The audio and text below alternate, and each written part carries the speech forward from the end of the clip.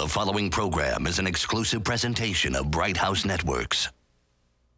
The Bright House Networks High School Football Game of the Week pregame show. Sponsored by Premier Equipment Rentals. Welcome to the pregame show, sponsored by Premier Equipment Rental. Tonight we're on the campus of Stockdale High School, where we'll interview Coach Mike Snow of the Stockdale Mustangs. Coach, you guys are coming off of a outstanding victory against the defending Central Section Division I champion Drillers. What does that do for your program? You know, we don't know right now. We'll see down the road, but initially it's a great program win for everyone. It's going to build a lot more interest in our lower levels. It gets our kids to buy in and believe a little bit more, and we've got to build off of it. Clovis is a team that's been down. How do you prepare your team for letdown? Well, that's what we got to protect against. I mean, it can happen when you go from a real big emotional win, and then our league starts in a week. You know, we're looking ahead for that. If we get caught looking ahead, we're in trouble, because Clovis is the best 0-3 team I've seen.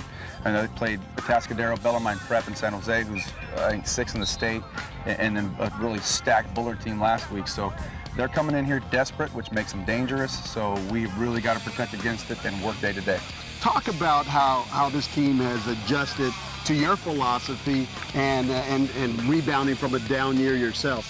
Transition's been great. Kids were real receptive. I was in here early in January. Every day I could be here, working with kids, getting to meet kids. And, you know, it's not so much what you do, it's how you do it. And it's our total philosophy. And I was blessed with having some great coaches already here on the staff, and that's made the transition even smoother. Two pretty good coaches I've noticed looking around here at your staff, guys that I recognize from years past, Coach Sasso and Coach Bede. What do those guys like to work with? Well, like I said before, you know, I was blessed in having some of those guys here. Coach Bede was here. Some guys on the lower levels were already here. Danny, who I've coached with at North and Frontier. Chris Anderson, James Chester, who also at North and Frontier. You know, I'm only as good as the staff and the kids around me, and those guys do a tremendous job. Their buy-in is unbelievable, and their work ethic is unmatched. In the wing T offense, you don't have stars, which is probably a good thing. Everybody gets to share the load. Talk about some of those guys who are sharing the load for you this year. We've got 3 really good backs that did get most of the playing time, and then we've got 3 or 4 quality backup guys. Steven Silva, who's our fullback, has carried the majority of the load. Along with Spencer Prince and Malik Henderson. And then we've got some great backup guys that's come in and spelled in, and Wesley Nichols and J.D. Reed and Brian Mahoney. So, yeah, it's a total team offense. That's one of the other reasons I love it, is because there's not one guy you need to rely on, and it gets a lot of people involved. A lot of people don't think that you can throw the ball well from the wing T offense, but already Emmanuel Osai has kind of elevated himself as one of the outstanding receivers in the area. Emmanuel's a tremendous talent, and the best thing about Emmanuel is, you know, coming in, I kind of had some questions about, you know, whether he's going to play or not, and, you know, these kids here, you're not going to throw the ball, they don't want to play, but I'll tell you what, he's here every day. He's the first guy in line. He's one of the leaders. We have a very small senior class on this team, and he's one of the few seniors that you know, stand up, speak, people listen to him. He's got all the talent in the world. I mean, he could be a Division I football player. Talk about the leadership on the offensive line. Offensive line has been really a pleasant surprise. We struggled early on, as I knew we would, but they picked it up fast. We've got our 2 guards, Corey Childs and Dwayne Seaton, are really special athletes. And to be a guard in our offense is kind of a special thing. It's like being the tailback at Georgia or something like that. Our offensive tackles, we converted a tight end to tackle on the left side. We've got one, you know, big, what you would think was an offensive lineman. The kid's about 290 in our right tackle, and like I said, our left tackle was a tight end, became a tackle. So those guys have worked together well. Our center's been solid the whole time. He's one of our bigger guys, and the best thing about him is there's only one senior. Defensively, Stockdale has always been known for having some pretty tough kids, pretty physical play on the defensive side. What type of team do you have this year defensively? Yeah, I think you hit it on the head. We played a really physical game last week, better than we did a week before. Our guys play fast, and you know, we try to keep it as simple as possible on defense so they can just run around and play. Talk about how you've been received here by the Stockdale family. It's been awesome. I mean, since the first day I stepped on campus, I felt like I've been here forever. You know, Dan Lemon, the baseball coach, has been nothing but great to me. Mark Hance, Ramon Hendricks, the principal. and the community in general have been real receptive. The kids have been receptive, and it's been really enjoyable so far. Your baseball team just won a state championship. What does that do for the football program? Is there any spillover, any crossover? Yeah, I think so. I think in all of the sports here at Stockdale, there are Valley championships in every sport now except for one, and that'd be football. And I'm hoping to change that. But that carryover, the positive feelings that everybody gets from anybody that has success is tremendous, and that's the expectation here, and we hope to live up to it. Mike, thanks a lot for your time. Good luck tonight. Thank you. And we wish you well the rest of the season. Appreciate it. Thanks for your time. We'll be right back with the kickoff right after these messages.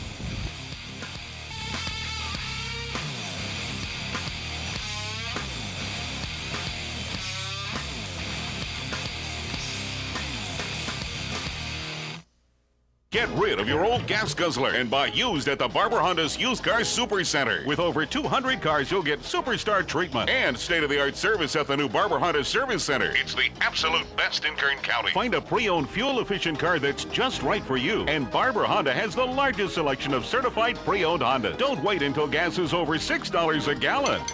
Start saving gas and money now at the Barber Honda Used Car Super Center, 4625 Weibel Road at the entrance to the Bakersfield Auto Mall. ESPN College Game Day. You ready? I'm ready. The #1 college football show. Expect the unexpected. I know you've done your homework on this. Absolutely. Every Saturday. It's always a fun place to be. Look at these beautiful people. This is heaven. Live from the nation's college football hotspots. These are the best college football fans in the nation. The guys, the predictions, and the headgear. Go Buckeyes! ESPN College Game Day, built by the Home Depot. Saturdays at 10 a.m. on ESPN and ESPN HD. Then log on at collegegameday.com. Jump into a life you love. Jump into geology. Jump into culinary arts. Jump into a life you love. Jump into a life you love. Jump into music. With an amazing low cost per credit Jump into a life you love. and financial aid, Jump into acting. Bakersfield College is more affordable than ever. Jump into a life you love. Jump into college. Your life's waiting, so jump. Bright House Networks presents the Bright House Networks High School Football Game of the Week. Sponsored by Barber Honda, Bakersfield College, and Premier Equipment Rentals.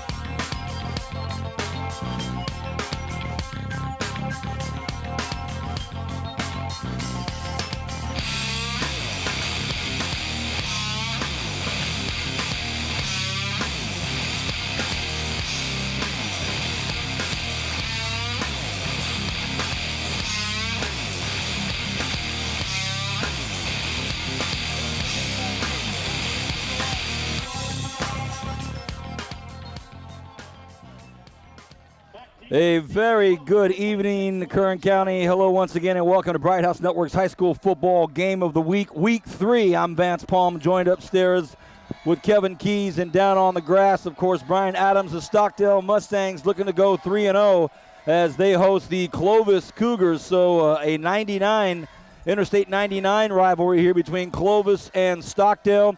And Stockdale will break from the huddle and kick it off. It's taken at the 6-yard line. And he's got some room, and that is number 22, Dalton Dupree. Dupree still on his feet, and he's brought down again. Welcome to High School Football Game of the Week, the first Friday night of autumn in 2008. Let's get right to it. Kevin Keys, we saw the Premier Equipment Rental pregame show. Let's talk a little bit about your thoughts about tonight's game. Well, the energy is back at Stockdale High School. Vance got a chance to talk to Coach Noe and watch them practice a little bit on Monday, and guys seem to be having a lot of fun. They all like each other, and what better way to show up to practice and have fun, like each other, and knock each other on their tails. Fresh off a big win over the BHS Drillers last Friday night, here they are on defense in the block on the left of your screen, taking on the Clovis Cougars.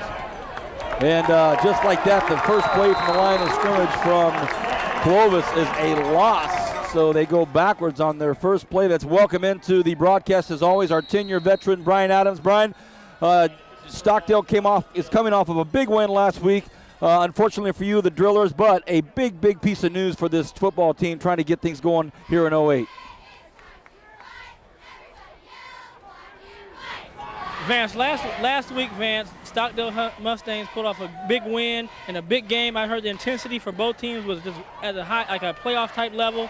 And this is something that I think the town needs. We need to have these games where there's not one dominant team. We have good competition. And this is going to make both teams better. The Drills are going to go back to the drawing board. I know Gold's not going to sit on his laurels and let this happen again. He's going to push forward and fight.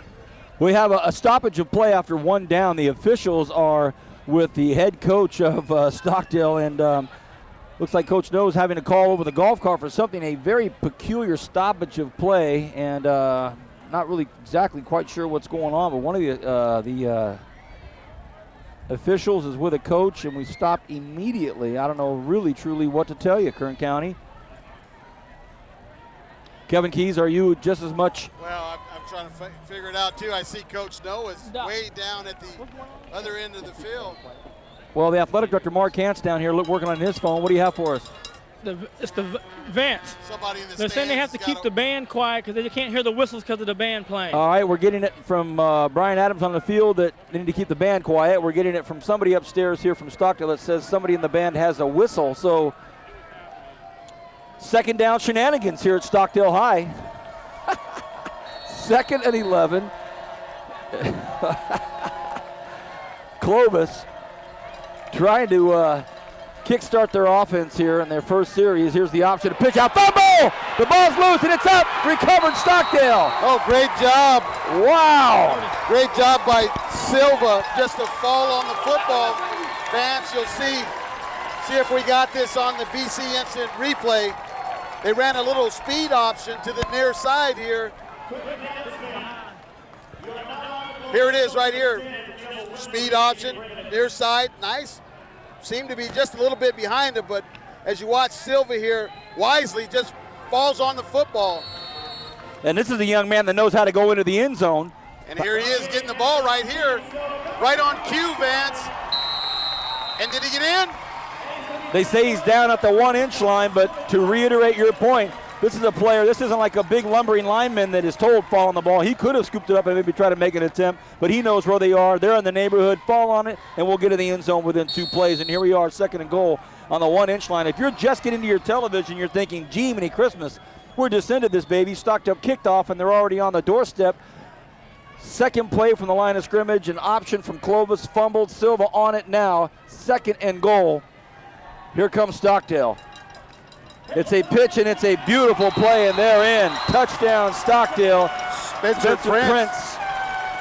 They did a misdirected play to Silva, kicked it out to Prince, and just like that, they are in and on the scoreboard. On our BC replay, he just trots in. Brian Adams, you're down in the heart of all of this. Can you make any sense of the first minute and 15 seconds? Well, Vance, one of the things that I'm seeing with the Stockdale team that I haven't seen in the past few years is the speed of these guys. They have great speed. That run right there, it was only a yard, but he made it look so easy with his speed. You saw Silva on the recovery. They just are very quick, very explosive, and very agile. This is going to be a fun team to watch.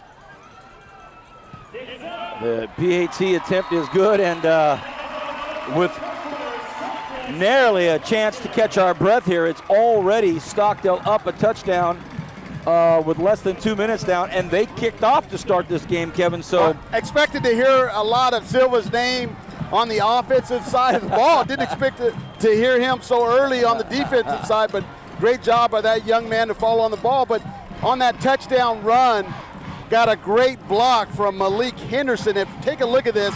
Henderson from his running back position gets the seal block out here, number 20.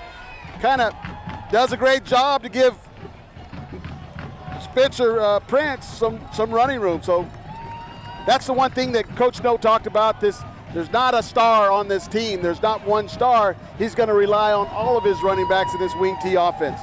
Well, big Dwayne Seaton, the 190-pound, 5'11" tackle, pulled out of there too. So he was looking to hunt down somebody as well. So if you're just getting to your television, you're just making it back home and getting the screen turned on, it is 7-0 Stockdale. They kicked off. They recovered a fumble on the second play from the line of scrimmage on an option pitch that Clovis did not handle well at all. And right now the team from Fresno really feeling the pressure. This crowd is packed. It's a full house here on the west side of the stadium. And early goings, it looks like Stockdale starting to really take that momentum from the big win against Big. Fumble again. Oh, boy. Ryan Jones this time looking for some room, and Jones wrapped up and thrown down hard. Lance, that's what happens when you take a 2.5-hour bus ride one way or the other up Highway 99. You know, sometimes you come out a little cold, you come out a little slow. I remember as a coach at Liberty High School taking those rides up to Clovis. That was not fun, and things didn't go right early, as we take a look at here on the BC Instant Replay. Nice job by the tackler there, Kyle Desmond. Mitchell looks, underthrows, and if that hung up in the air for another second, it would have been picked off anyway by Corey Dillard. So Clovis could be in trouble all night. Well, he had Wade Kilmer open in that window. He just missed him and underthrew him as well, but that's a pretty good route, and look for them to go back to that. 2nd and 10 for the Cougars. They play in the Tri-River Athletic Conference in the heart of Fresno. Mitchell rifles one out. A beautiful pass. Should have been handled out there, but it was dropped by Jason Brinkley. Mitchell's a good-looking quarterback, Vance. He's 6'1", 160-pound junior. They say the coaching staff likes his arm. He's going to be one of those players to watch next year or towards the end of this year. Correction, Wade Kilmer on the dropped pass out there. Not that anyone in Bakersfield is really going to know any of these Fresno players, but let's try to be as exact as possible, Dr. Keys. 3rd and 10. Everybody out here to the left side, Kevin. Mitchell has the ball batted down. It'll be 4th and 10. So nothing going right for the Cougars, everything going right for Stockdale, and they're about to receive a punt at midfield. Let's take a look at this instant replay. Nice job by number 52 there of the Mustangs. We got him listed as Corey Childs, come in and knock that ball down. Childs, 5'11", 200-pound. Can you say junior? He's a two-way starter, Vance. Two-way starter. He's the center and nose guard for the Mustangs. We've got a player running on late for Stockdale. A nice punt underway. A nice bit of running out there by Kyle Desimone, and Desimone gets it up to the Clovis 42-yard line. So now we'll see the Stockdale Mustangs from midfield. Nice bit of running here. Yeah, it's a great return here. You don't, like Brian Adams always says, it doesn't have to be a long return. As long as you can catch the ball and make some positive yardage, he did a great job giving his team good field position. 1st and 10. Overthrows him. Again, Efren Venegas, quarterback for Stockdale. He has the dangerous Silva back there with him when he needs him. This pass is intended for Bowie. He's about 6'3", 6'4", wide receiver. Where they got him listed in the program? They got him listed 6'3". He's a pretty big kid, so that ball was way overthrown when you consider what his wingspan is. Still haven't even hit the 2-minute mark of game played already. End around, Spencer Prince still on his feet. Ooh, he is tough to bring down. Prince, 7-yard run, Kevin. Well, this is one of those buck sweeps given to Spencer Prince. That classic wing tee cut back there, and a nice job by the Clovis defense to turn him up and stop him for a short gain. Venegas back, thinks about throwing. Now he gets taken down the line of scrimmage. Almost had an opening there to pick up that first down, couldn't get it, so now it's going to bring up 4th. This is going to be an interesting call here for the Mustangs. It looks like their offense is still in the game. It's 4th and about 3, Vance, and they're going to go for it. I like this call right here by Coach Snow. Early in the ball game, a ton of momentum behind them from 7 nights ago. Now they're going to go right up the middle. It's going to be Prince, and he doesn't get it. He falls short, so right now, Clovis gets a little bit of life, and their coaching staff over there absolutely fired up and pumped up. That's what they were looking for right there. Wow, an effusive, excited coaching staff over there from Clovis. Great job by the Clovis defense here to stay at home. Everybody did their job. As you watch number 34 here, Andrew Wall, the outside linebacker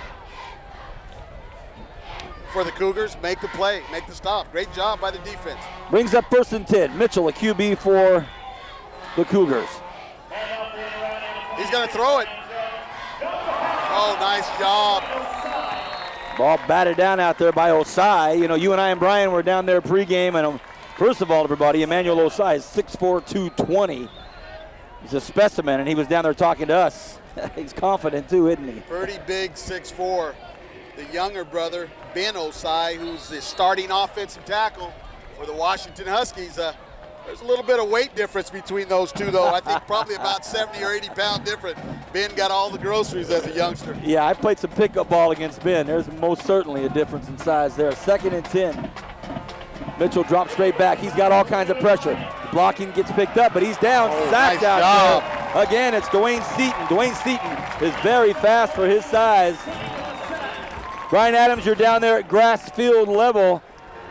You and Kevin were talking about the speed, but as we see this replay, this is a big guy with speed.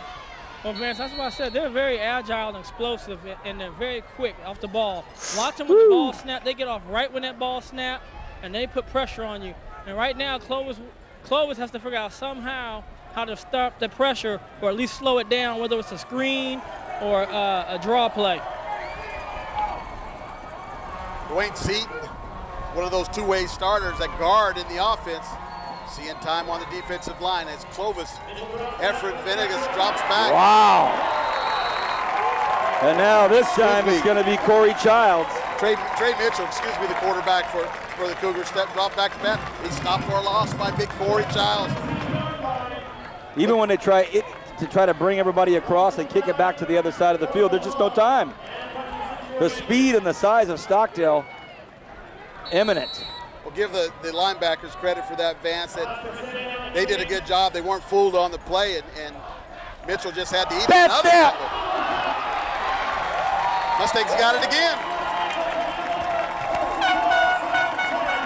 Some crucial mistakes by Clovis right now. As we see on our BC replay, it did not seem to be a bad snap or an unhandleable snap.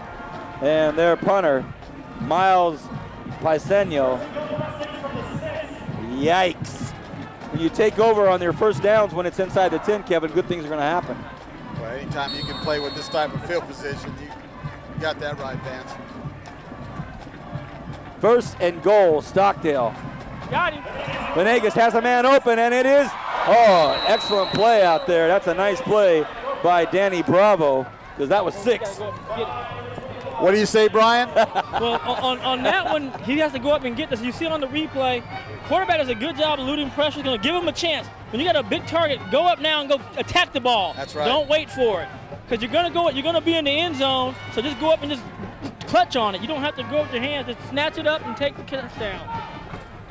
Brian Adams, BHS and UCLA Bruin all-everything receiver. Street cred when he's telling these young players. Prince takes a big hit about the 3-yard line. There was a touchdown saving hit by Manveer Dhaliwal. Oh, that was 6. Well, these guys are tough in the red zone as we take a look at Spencer Prince on the cutback run here. Wow. Clovis did a great job.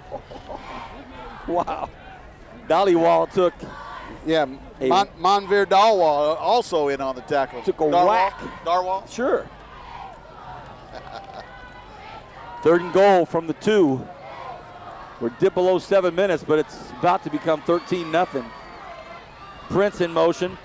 They go right up the middle with a ball fake, and Prince jogs it in for his 2nd touchdown in 7 minutes. So here we go. Well, there's a nice little ball fake that time. He froze the linebackers there of the Clovis defense. And a nice job of running the option there.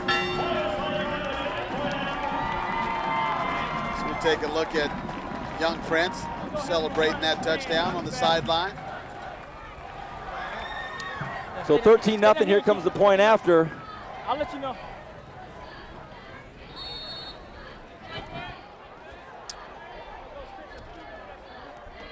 Efren Venegas, the quarterback, is holding. The kick is up, and it is good. 14-0 Stockdale. See Todd Strain from KGET just arrived, and he's thinking, wow, better hurry up and get some footage of this thing while it's close. 14-0 Stockdale pounding Clovis early. Let's take another look at this touchdown here. They're going to fake the belly. Classic wing T play. They fake the belly. Great job, pulled our camera work, and here they come out here. Nice little pitch out there. Spencer Prince, second touchdown of the night. 6:44 left here in the first quarter of high school football game of the week. Week 3. Stockdale with a big lead already.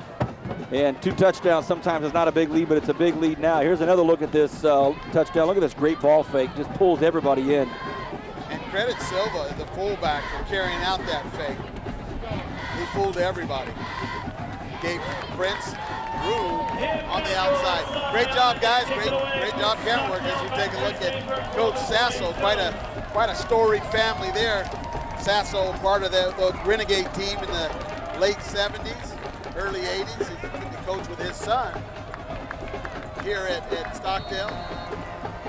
Nice Greek family. 2 boys played for the Renegades, went on to play onside kick. Wow. Pretty gutsy call.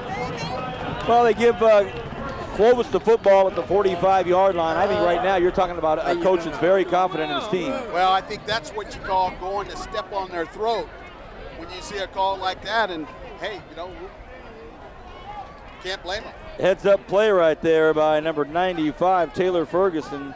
6'1", 200-pound, can you say sophomore, to say, you know what, let me get on the ground here and let's see if we can't stop the bleeding early here and get things going. 1st and 10, Clovis. Mitchell on a hand up the middle and still on his feet, gets about 4 yards, and with the bad option pitch, the bad punt snap, I think right now, for the head coach for for Clovis, you're just thinking, you know what, let's yeah, and if you're Mike Snow, the reason why you go for an onside here is that your defense is playing so well, you got a good chance of getting the ball back.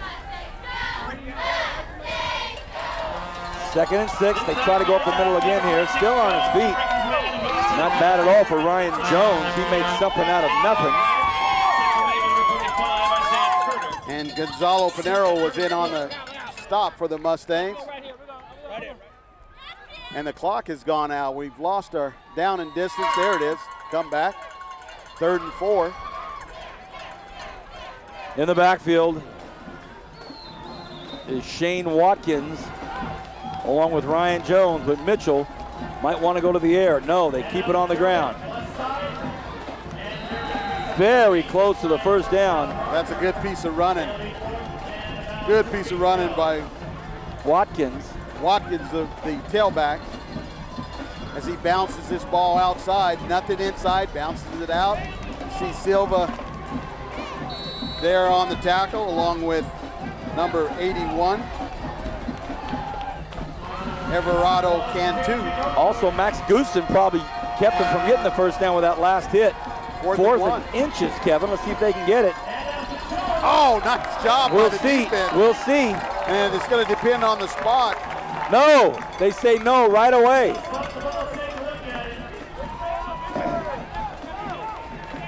And they're saying first down Stockdale. And that's just a great job. That's a good call, actually. Yeah. We happen to be right on top of it, you and I, from where we're sitting, and no chance. They stopped it. So if you're going to question an onside there and they don't get it, well, and now look that's the reason why. If you look where the ball is placed now, it's right on the line. So the coaches are saying, well, wait a second now. If you're from Clovis, the ball. This is their worst field position they've had all night. They're on the 45-yard line. Silva right up the gut, 8 yards. Let's talk about this young Silva. He's had quite a start to 08, Kevin. Good for him because he had a tough year last year. You could see flashes of brilliance for them, but they just weren't very good last year. And now that they've got some pretty good guys up in front, two other good running backs in the mix, this guy's going to shine this year. 2nd and 3. under the 5-minute mark here. Here comes Prince. Prince takes a big hit. Oh! Woo! Manvar Dhaliwal again. Prince took a huge hit. He's still down. Still down on the play. So Manvar Dhaliwal has laid 2 big hits on Prince, and this one, Prince hops up and says, "I'm okay, I'm all right." Woo! The big hit right there. Well, that's a huge momentum swing for the Cougars. Let's see if they can put some offense together. As Mitchell brings his team out in the... Wow, we've already found one of the biggest hitters in Fresno. And now we have a timeout. And it's going to be timeout Clovis with 4:27. It'll be 1st and 10 Clovis, so a fumble. Watch this, everybody. Here's Prince coming through, Kevin. Well, here comes Darwall. Hit him right on the ball. Put his helmet right on the football. Textbook tackling, huh, Brian? Textbook tackling.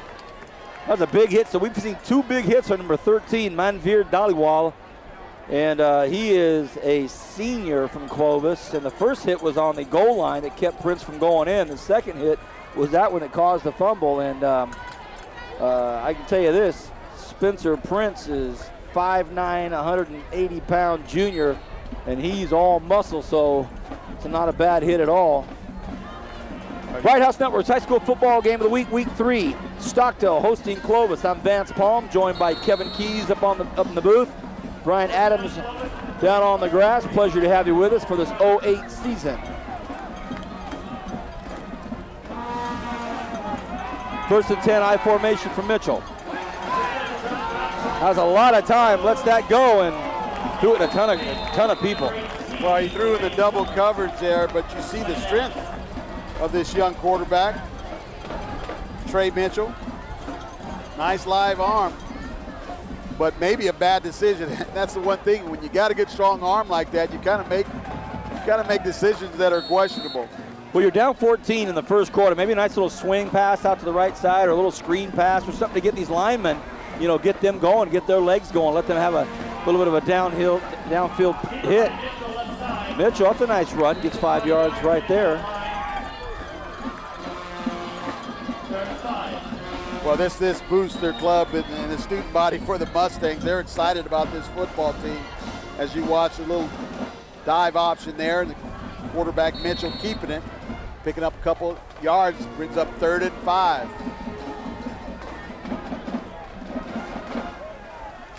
So you talked about screen passes or little short passes here, Vance. Let's see if they can get something going, convert on 3rd down. That's a nice little stop route. He's got a man open. Will he get to the 1st down marker? A couple of nice moves out there by Wade Kilmer. So Kilmer does the work and gets the 1st down. It's a great job by Kilmer, avoiding the tackler there to pick up the 1st down. See if we can catch this on our BC Instant Replay. Wade Kilmer is another one of those juniors, 5'10", 155 pounds. Here's a quick look at that. Some nice action out there. Great job. That's a big play by that young man to pick up the 1st down. Now Jones gets at least 5 yards there. So, Clovis trying to get a little bit of a groove here. They're, it's like being in the first round of a boxing match. You just take 2 shots to the gut right away, Kevin. It's kind of hard to get back up on your feet right away. Well, it's good to see these guys respond. They've played some pretty good football teams.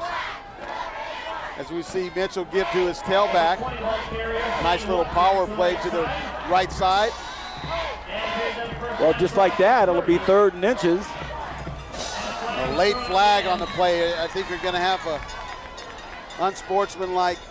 It'll be a 7-yard gain to the 29. As we see just a little bit of late hit there. Not too bad. Let's see what the call is. Dead ball. Yep, unsportsmanlike. Well, if they call that pile on we saw, that was come see, come ça, I don't know. Well, he may have come in with his helmet. It may have been helmet to helmet. Vance, let's see if we can pick it up here. As you see young Watkins turn it up.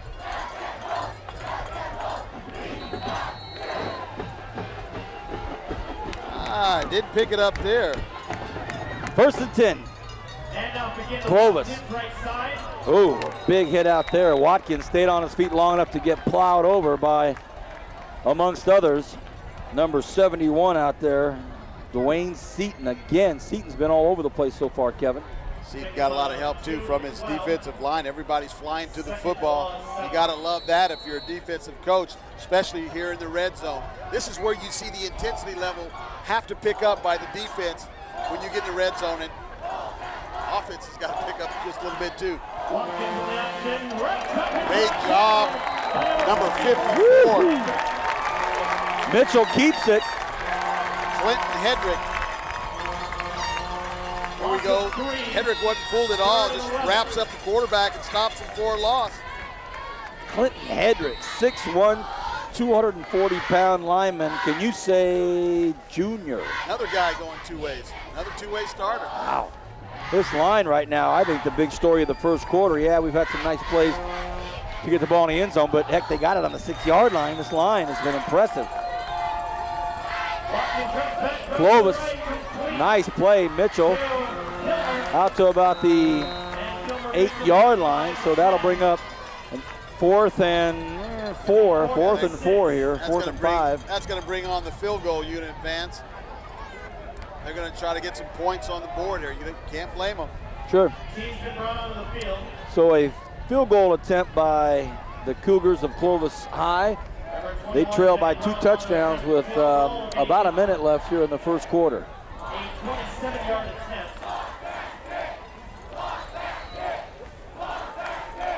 Danny Bravo will attempt the kick. Bad snap, crazy snap. The quarterback has it. They throw it out, and it's caught. Will it be enough for a first down? It's close. It's close. Let's see where they mark it. That's going to be a first down, looks like. And down at the 4, pick up 6. Let's take a look at it. First down. Yeah, that's where you hear everybody screaming, fire, fire, fire. Great release there by that wing blocker to pick up the first down. I'm still not convinced it was a set play. We'll have to take another look at it if we can eventually down the road. Not right now, but I'm not convinced it was a planned fake. You know, you might be right. Either way, it's 1st and 4. Touchdown, Clovis. Touchdown, Clovis. Let's see if we got another look at that fake. Jones goes in. Yeah, I don't know, Kevin. I mean, well, here's a look at the touchdown here. Nice job up front by the big lineman. A great job of running by number 26, Ryan Jones, the fullback, pick up the touchdown. And now the PAT will come in, and when we get a second, we'll be able to maybe dissect the. Well, we'll have to make the decision up here if it was a fake field goal all the way or a bad snap, and Josh Garrett made something out of nothing. It's up and it is good. So with 27 seconds left in the first quarter, Clovis comes up with a touchdown. A lot of times you never really get to see the expressions on the announcer's face, but Kevin and I are kind of just, I don't know, we're at a loss. All right, let's see. Here's the, well, we'll have to back it up just a hair if we can. Our director, Bernie Johnson, is always doing a knockout job for us in the truck, but it's all about the snap. It's hard to tell from that angle, but it may have been a fake, man. Either way, it's a great job. All right, here we go. Look at it.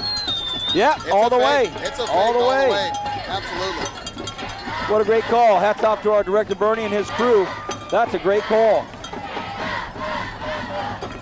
Gutsy call. So you see 2 gutsy calls. The first one came from Mike Snow, an onside kick that didn't work. They were able to hold on defense, but the second gutsy call came by the Clovis staff, Coach Campbell and his crew. A fake field goal that turned into a first down and eventually a touchdown. 14-7. Stockdale over Clovis. Here in the first quarter, Bright House Network's high school football game of the week. A very special thank you to Premier Equipment Rentals for being the pregame sponsor, and of course these great scissor lifts you see right there in your shot. There's one of them right there, and Bakersfield College for the instant replay. And of course the Barber Honda Player of the Game will be awarded to a fortunate student athlete from one of these two teams. Kevin will make that presentation at the end of the game. So thank you, Premier Equipment Rentals, Bakersfield College, and Barber Honda. Here we go. 27 seconds left in the first quarter, and Clovis will boot this up and boot it deep, and it's going to be caught at about the 5-yard line.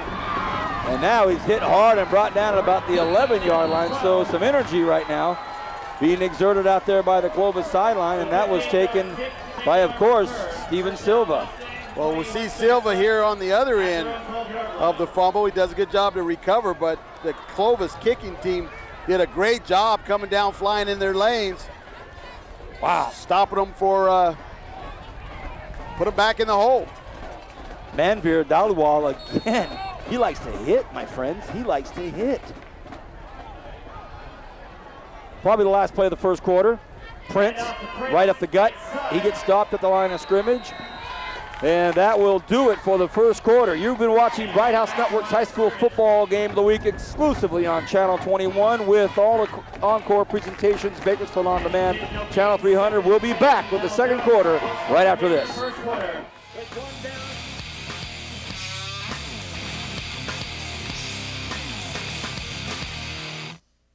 Get rid of your old gas guzzler and buy used at the Barber Honda's Used Car Super Center. With over 200 cars, you'll get Superstar treatment and state-of-the-art service at the new Barber Honda Service Center. It's the absolute best in Kern County. Find a pre-owned, fuel-efficient car that's just right for you. And Barber Honda has the largest selection of certified pre-owned Hondas. Don't wait until gas is over $6 a gallon. Start saving gas and money now at the Barber Honda Used Car Super Center, 4625 Wyville Road at the entrance to the Bakersfield Auto Mall.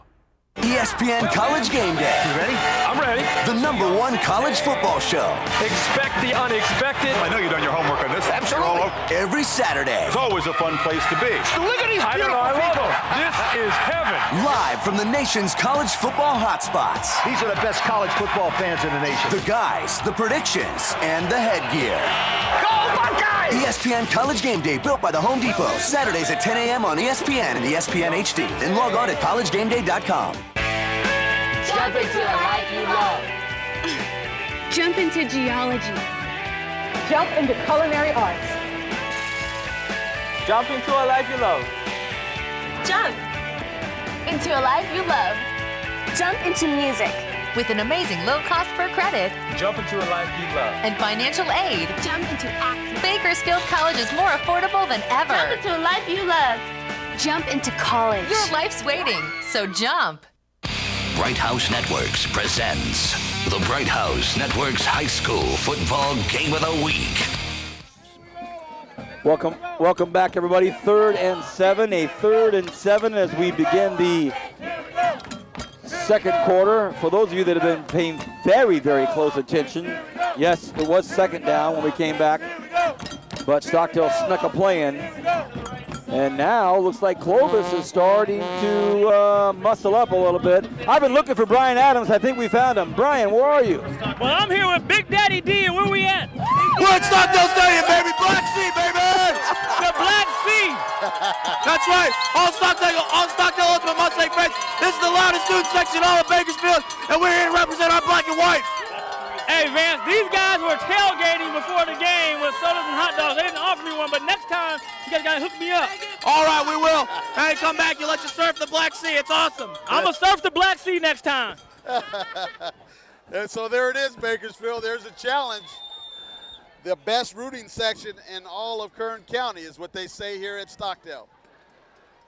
A nice end-over-end punt. It's going to be taken out there by Mitchell.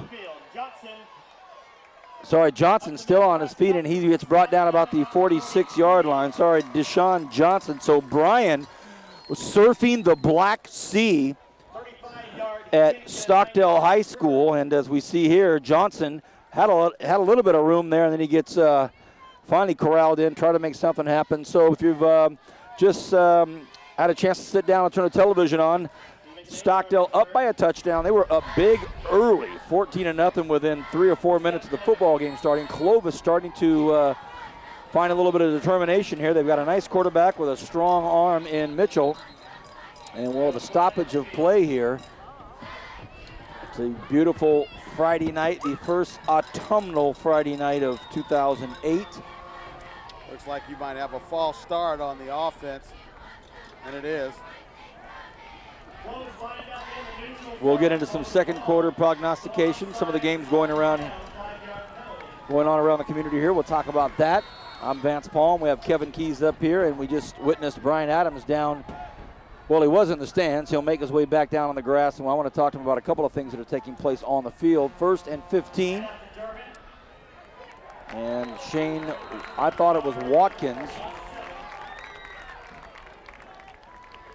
Great job by the Mustang defense here to stop the dive play. Can't tell who it was here on the stop, but it was a host of defenders for the Mustangs. Looked like number 54. 2nd and 14. Clinton Hedrick.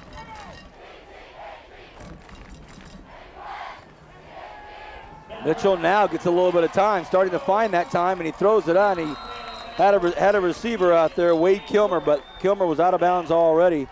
A little bit of time here. This Mitchell's a little more dangerous. Well, that's a nice route that time by Kilmer here. Nice little 3-step drop, out route. Not a bad pass. Just ran out of real estate, so that brings up 3rd and 14. We're at midfield, basically. Clovis at about the 47-yard line of Stockdale. Stockdale, as we mentioned, just started out with a bang, was up 14-0 early, and now things have somewhat settled down. 3rd and 14, interesting play here for Clovis. It's going to his left. Mitchell has some wheels. Will he throw it? He does. He throws it out there, and wow, a perfectly timed hit out there. Or did he catch it? He did. That's a great job. He's going to be short of the first down. Number 20, J.D. Reed. 22, J.D. Reed from Stockdale made a big hit here, Kevin. But watch this nice job by the quarterback here to throw on the run. And they're going to go for it. Brinkley makes the catch, but Reed had a big pop on him, so 4th and 2, like this. 4th and 2. They're going to go for it. Timeout is called by Clovis. So Clovis is taking a second timeout here. All right, we get back down to the field to Brian Adams. Brian, good to see you down on the grass here. Brian, let's talk a little bit about Stockdale High School. And, 6 years ago, Brian, you and I called a football game out here against Stockdale and BHS, and it was the first time they'd ever played each other. And it was an interesting game because remember that's when Ojeriaki was playing, and they happened to actually beat the Drillers. We talked about David Carr having just been selected as the #1 pick in the draft. So there was a lot of history taking place that night in the field. They've had some pretty good seasons in between all that, some subpar seasons. Now they seem to be back on track. Your thoughts about the Stockdale Mustangs? Well, Vance, I think the Stockdale Mustangs right now are playing good football, but they have all the right pieces. They have discipline with the line. They have great athleticism, and they're attacking on both offense and defense. And that's the key to any success in any kind of football game is that we have attack on both sides of the ball. Kevin, your thoughts on Stockdale? Well, Stockdale, it's good to see them come back. It's good to see the chemistry there. As I watched them earlier this week in practice, as I mentioned, there are a lot of guys having fun. So that it's easy to have fun when you're winning. 4th and 2, out of a timeout. Mitchell across the middle, has it picked off. Oh, boy. Waiting for it. Standing there is Max Goosen, the junior, Kevin. Watch him just come from nowhere. I don't think the quarterback saw him. It's a little tight end hot pass over the middle. Didn't see the linebacker step right in between. Goosen there did a great job making the interception. Well, that's an incredible job of the coaching staff as well to have that read and to be ready for that. That was a great job by the assistant coaches as well. Venegas now wants to put it up, has a man open, throws it out there. Wow! Wow! Malik Henderson pulls in a perfect strike by Efren Venegas. Woo! You talk about these wing T teams not throwing the ball a whole lot, but when they do, it surprises everyone. Venegas does a great job of making ball fakes as we see the receiver, Henderson, is still down. So Henderson down. Malik Henderson caught an incredible pass out there. Venegas on the run, stopped just long enough to get his feet set and fired a 48-yard BB right on the money. Wow. Looks like it might be cramps as we take a look at the BC Instant Replay here. Venegas does a great job finding his open receiver. Henderson keeps his eye all the way on the ball. Oh, there it is. Barely pulling him down. I think it's just a cramp, and he's okay. It's good to see him get up. But a nice play. Little waggle pass by the Mustangs. And they're putting up some big numbers, you know.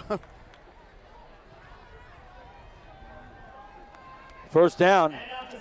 Silva up the middle, down about the 10-yard line. So after a 45-yard pass, here comes Silva, the train, right down the middle. You know, last year we saw him run the spread offense as they give it to Silva here on the belly play.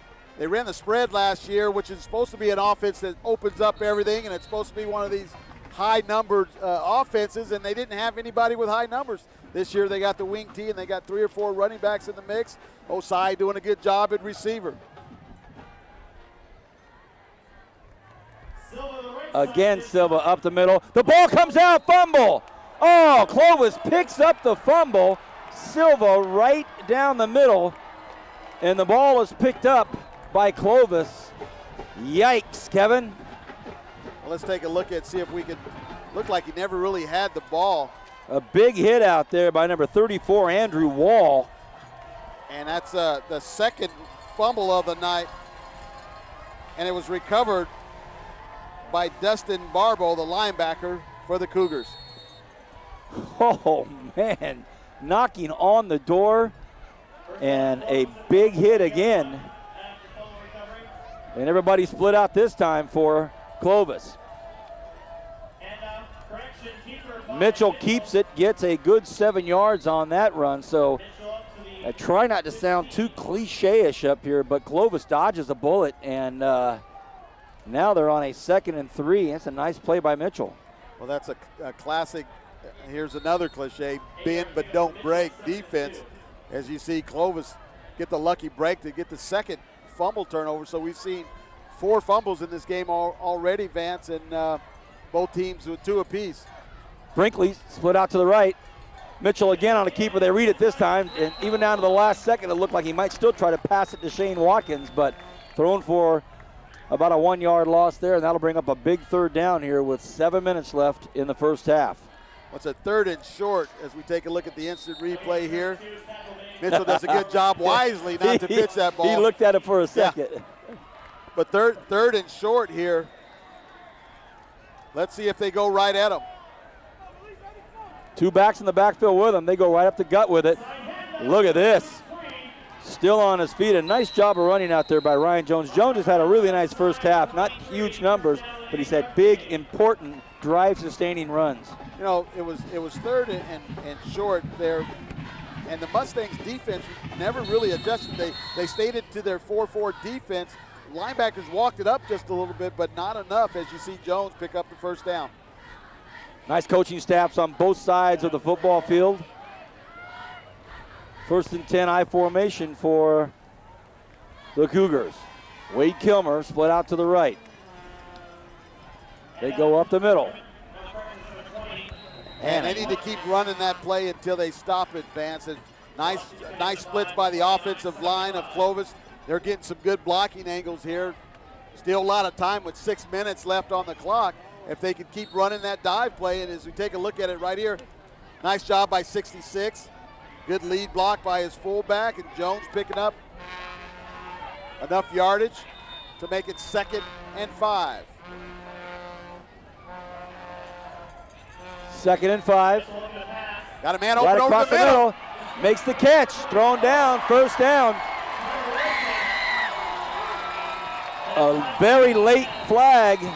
Really late flag, and honestly, it could go against either. They never catch the first guy, Vance. It's always the second as we take a look at the nice little slant route.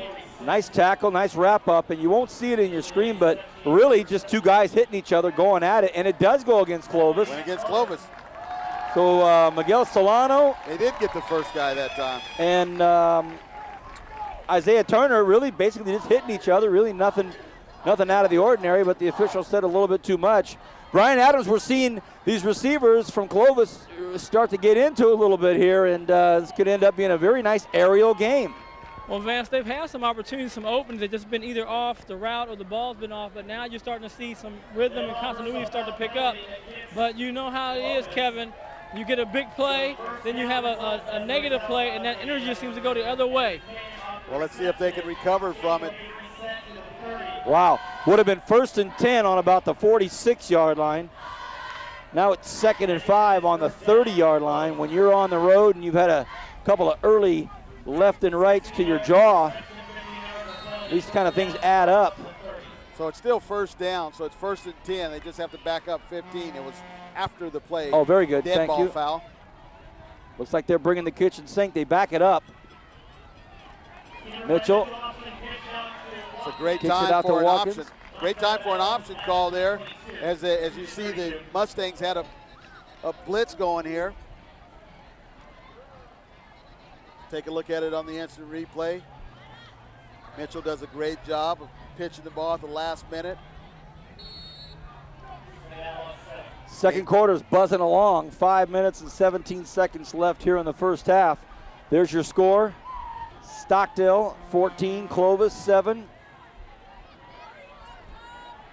I formation. Mitchell looked like he might go for a hard count. Mitchell has some time. Lets this one go. Has his man. First down. Caught out there by Brinkley. Now Brinkley comes down and another flag. And the coaching staff livid now. The whistle had not blown yet. And so the Mustangs are indicating that it's going to be against the Cougars. Well, it's going to be against the big guy, Devin Barbo, but the whistle had not blown, and the coaching staff from Clovis is going to say that. There is no whistle. Why can't my guy hit somebody else?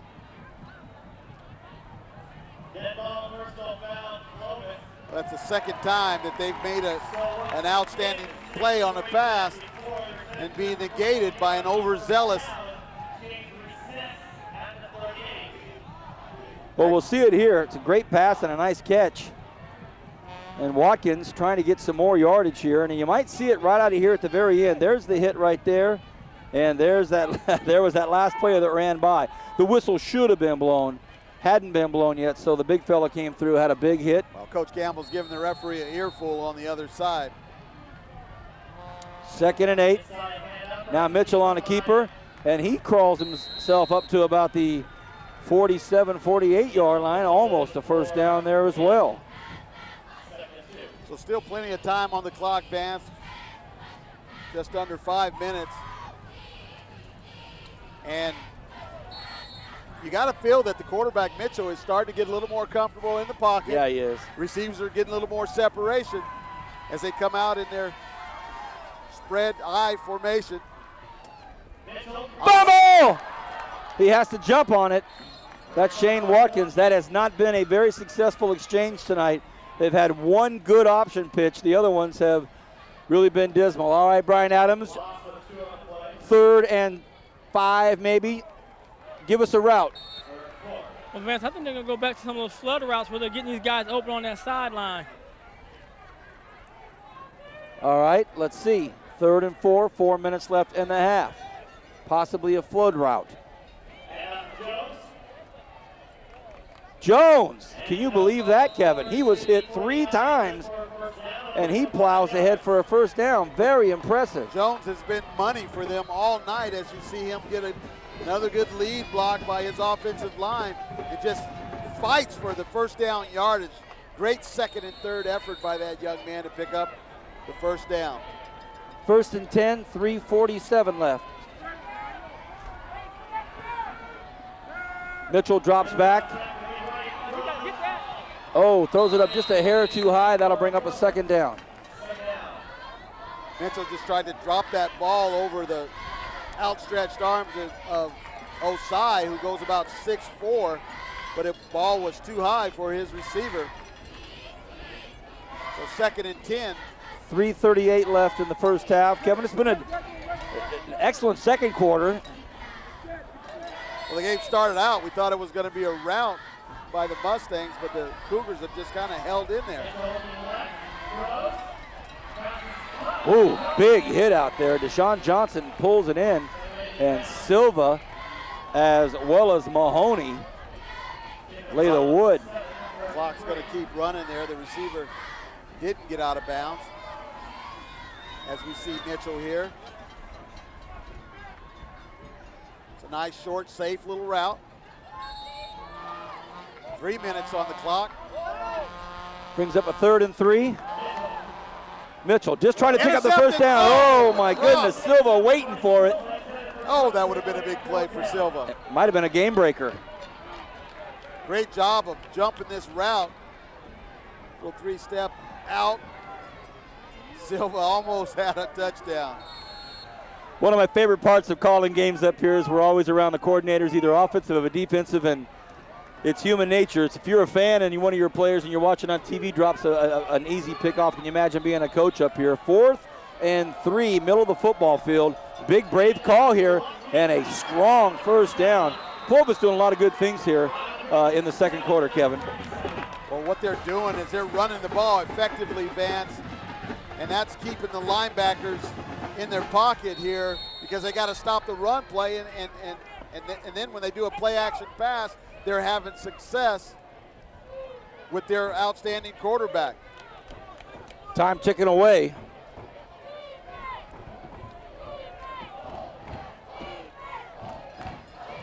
Mitchell has the I formation behind him. There's a play-action pass. He's in trouble, gets rid of it, takes a big hit out there, and he was smacked around out there by Clinton Hedrick. Here it is on the replay, Vance. Take another look at Hedrick as he was untouched, man. You got a question there whether someone missed an assignment or not. You can't leave that big guy untouched. He pinned his ears back, and he had visions of sack. As we see him below us now, Hedrick coming over for a little bit of water. 2nd and 10, 2.5 left in the half. Here comes the blitz. Jones on a nice run. So here's that 3rd and 5 again. 3rd and 4. They like to run the ball here in this situation. There's a face mask that they missed there. They got away with one. That should have been a 15-yarder there. Correction, Watkins on the carry. 3rd and 4. Cougars like to run the ball here, Vance. Let's see if they do or not. You got double tight. Give it to the up man. Oh, he keeps Mitchell it. on a keeper. Keeper goes up to about the 14-yard line. That's a beautiful play.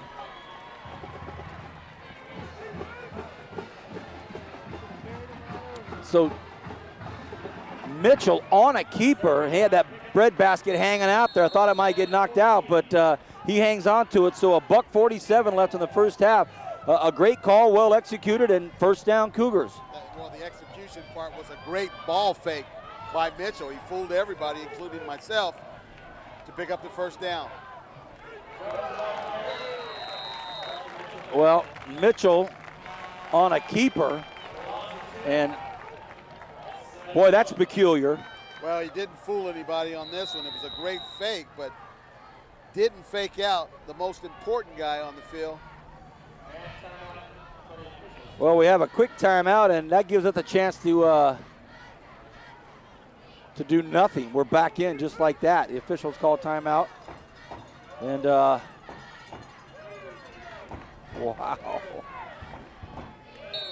2nd and 12. Clock's ticking. Just over a minute left. Mitchell wants to go to the end zone. Throws it, and it is caught. Touchdown, Clovis. Deshaun Johnson pulls it in, and that was almost picked off, but it wasn't. You see the strong arm here of Mitchell to deliver this ball on a line. As you take a look at it here, nice little two-step drop, rolls out to the left a little bit, delivers a bullet there. Great job. We got ourselves a ball game. Do we ever? Under a minute left, and here comes the PAT attempt to tie this up. Or will they go for two? No.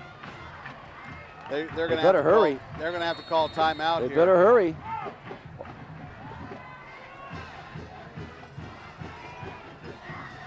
The snap, the hold, the kick, it's up, and it is very good. We are tied up at the half, 14-14. Here's your other angle, Kevin. Here it is here, just a nice little out route here, safe. Wow. Wow. All tied up. You know, it started out like we talked about, Vance, just it looked like it might be a blowout. You had those early turnovers by the Cougars, but they just kind of fought and scratched and hung into this game. And caused some turnovers. And it speaks well to the talent that they've played. They got a talented young football team, a lot of underclassmen, but they played Bellarmine Prep, who's ranked in the top 25 in the state. They played Bullard, who beat Clovis East last night. Hey.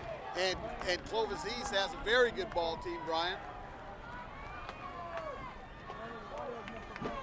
So when you got a talented young team like this, and you've played some good talent, Atascadero was the only other team that maybe wasn't as high profile, but don't be fooled by this team. As we see, they scratched their way back in. There's a couple of movers and shakers here in the community. Wow. Alan Paradise and Ramon Hendricks. Ramon, the principal of Stockdale, South High native, former wrestler. Alan Paradise, the wrestler himself.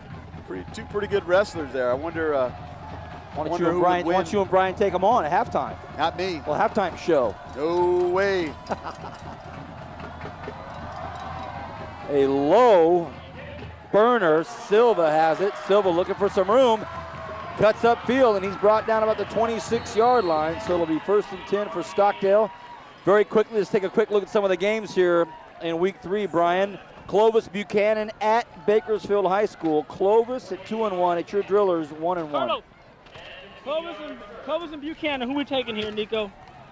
Clovis and Buchanan. And BHS. BHS. We're taking BHS on that one. Oh, very good. Looking for a little help, are you, Brian? All right, very good. I need help. I've been doing horrible. Buchanan, Bakersfield. Well, I'm going to ask for some help, too. Buchanan and Bakersfield. I'm asking the filmer up here. She says she doesn't know. I'm going to go with the home team. I'm going to go with the Drillers. All right. Liberty at West, 1-1 versus West 0-2. Kevin. Once a Patriot, always a Patriot, and until you become a Bright House broadcaster, I'm going to go with the Patriots. Wow, great logic. Just great logic there. Brian, Liberty West. Nico, who we got? Liberty. Thanks, Nico. Venegas wants to go deep, throwing for a loss. They better be careful and not cough up the football here. 14 up, and I think that's going to take care of the first half. We're tied with 2 touchdowns as we see Venegas here. Well, this gives you some huge momentum going into halftime. Not only does that touchdown give you some momentum, but that play right there is something that they're going to come out in the second half with momentum. What a second quarter for Clovis. We're tied up. Bright House Network's high school football game of the week brought to you by Premier Equipment Rentals, Bakersfield College, and Barbara Honda. Back with the third quarter right after this.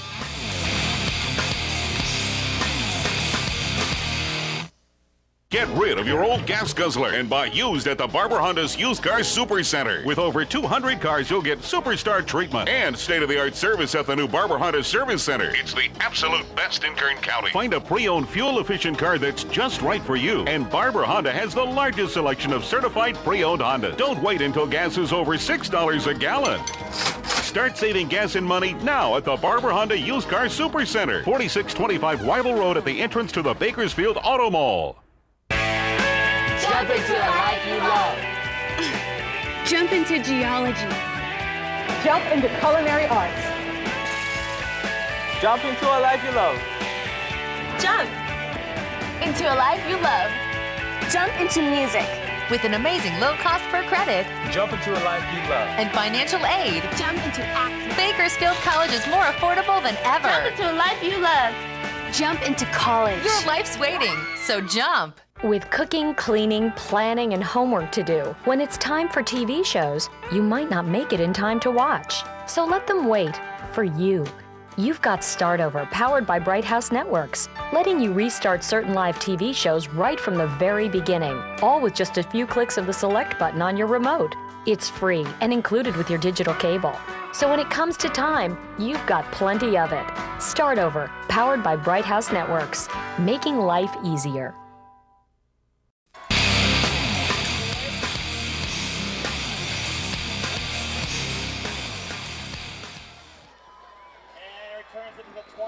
Welcome back, everybody. The second half is underway with Clovis kicking off and Prince with a short return. Vance Palm here alongside Kevin Keys, Brian Adams down on the field. Brian, your thoughts on the first half, sir? Vance, I really believe that Stockdale had a chance to put this game away, but due to turnovers and mistakes, gave Clovis, who hasn't won a game in 14 games, a feeling of confidence they can get the job done, and now they're going to be in a battle of 14-14. Prince up the middle. A big run. Oh, boy, will anybody catch him? I don't think so, Vance. 80 yards. 79-yard touchdown run by Spencer Prince. And he showed track speed on that play, Brian. Exactly, Kevin. You know, big plays is what they did, what they've been living by early in the season. And again, we talk about their speed. Once they break out, you're not going to catch them. But now the defense to do their job, Kevin. They have to come back and clamp down and not give this team, the Clovis team, a chance to feel they can win. What a crazy football game. Stockdale up big 14-0. Clovis claws their way back and ties it up at the end of the first half. The first play from the line of scrimmage to start the second half off, and Prince goes down the field 79 yards. I had three different thoughts in my a home run. I had three different thoughts in my head. Prince goes down the field 79 yards That's his third touchdown of the game, Vance. Wow. And he only had about 16 yards rushing in the first half. But on the first play of the first half, young Prince fielder, young Spencer Prince, it's a home run. You ain't lying about a home run there. And he's trying to run away with that Bakersfield Honda player doing some plays like that. Wow, Brian was about 45 seconds ago talking about how, Clovis had worked their way back in. And here it is, Vance. Pow. Nice little cutback play here. And once he broke that tackle there at the line of scrimmage Gone. and hit the second level, it was all she wrote. Spencer Prince. But the defense has to match him, though, guys. If the defense doesn't come out and match him, you're going to have this Clovis team who's offensively, like you said, Kevin and Vance, has a rhythm and some confidence. So they have to come out early, stifle them, and then put it back on them, try to get up by another touchdown. Brian, we're seeing another look at this, and Kevin, you can walk us through it again. Well, Spencer Prince did a great job of slashing through the line, and once he got in the open field, there was nobody that's going to catch that young man. Third touchdown on the night for the pride of St. John's, Spencer Prince.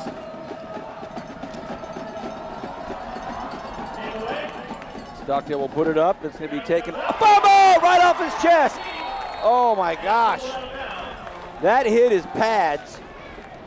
His being Ryan Jones, and that ball just basically did an air hockey ricochet and went straight out of bounds. Ay, ay, ay. A lot of sloppy play tonight, Vance. That's about the 7th or 8th fumble on the night. 5 of them have been lost. 3 were lost by the Cougars and 2 by the Mustangs. And the Cougars are fortunate enough to get that one back. 1st and 10 Clovis. Trey Mitchell, the junior quarterback, has been pretty impressive so far. Had a tough start, and now he's doing it. Everybody's in motion. Flags up everywhere. That's a bad way to start the second half, as well as some big hits. Special Kern County hello out there to a mutual friend of ours, Jeff Adams. Jeff Adams watching tonight.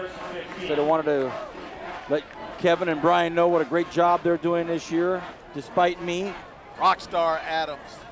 Jeff, thanks for watching, buddy. Also, I was having some apple pie and ice cream earlier today in a downtown establishment, and one of our faithful viewers was watching and recently had some students at Ridgeview and said, you know what, I am looking forward to watching the game tonight. I think it's going to be a great matchup. So even over apple pie and ice cream, Bright House Network's high school football game of the week being discussed. Well, it must have been a young person if they're going to stay up tonight and watch the ball game. Jeff's young. So, 1st and 15 with that false start for the Cougars. And I keep hearing whistles, Vance. Mitchell to the right, lets it go. He's got a ton of time. It's going to be a foot race between Deshaun Johnson, and he finally is brought down out there by J.D. Reed. Reed caught him, but great job by Mitchell. This is a crossing route over the middle. Patient, lets him clear the zone, throws the ball right on the money there. And that's going to put Mitchell well over the 100-yard mark tonight in passing yards. Had about 7 completions in the first half for about 93 yards. And he's got his team on the move again. Jones up the middle for about 2 or 3 yards. Brian, these routes are not extravagant routes. They're not on the high rent district, but these passes are just being thrown right on the money. Well, Vance, one time Rick Newhouse told me, Brian, 'cause I always want to run streaks. He said, if you catch it 5 yards and run 50, it's 50 yards. You know, he said, it doesn't matter how you get there, the yards all add up the same. But the one thing we need to give credit to, really, is that offensive line, because they have that much time to throw those crossing routes. Takes time for the receivers to get downfield and develop, and they're doing a great job of protecting Mitchell to give him time to make those plays. And Vance, I was going to pick your Arvin guys tonight. Nico told me to take Arvin. You didn't ask us tonight. Oh, I'll get there. We might do some early third quarter prognostications. I like Nico already. My man. Isaiah Turner just came off the field injured for the Mustangs. Mitchell does a nice little option keeper there on the left side. Mitchell does a great job ball faking, as we see here on the BC Instant Replay. Has plenty of running room on the outside, picking up the first down. This quarterback has faked out the public address announcer about 10 times tonight. He's Watkins, I mean Jones, I mean Mitchell. Great ball fakes. We're just underway here in the second half. Kevin Keys is next to me. I'm Vance Palm, and down on the grass is Brian Adams. This is a nice football game we're calling here. Mitchell again on a keeper, and oh, he got tossed back and his knees got bent backwards, and that looked like it hurt, but he pops up Trey Mitchell. There's a little dive option again. He has the opportunity to read it there. What he's doing is he's taking a look at the defensive tackle and reading that defensive tackle there. If the tackle's in on his running back, he pulls it and keeps it. Great job by Mitchell of reading there. Let's see if they can ball fake pass here, Brian. They were right up the middle. Wow, some good long runs. It's a great tough run there as he's breaking some tackles here. As we see on the PC Instant Replay, a great block by one of his offensive linemen. First and goal from the 9. Number 20, Shane Watkins carrying the load for the Cougars. So you look at a team like Clovis, who had to take a smack right in the jaw on first down, with Prince going 80 yards for a touchdown run on the first play from scrimmage.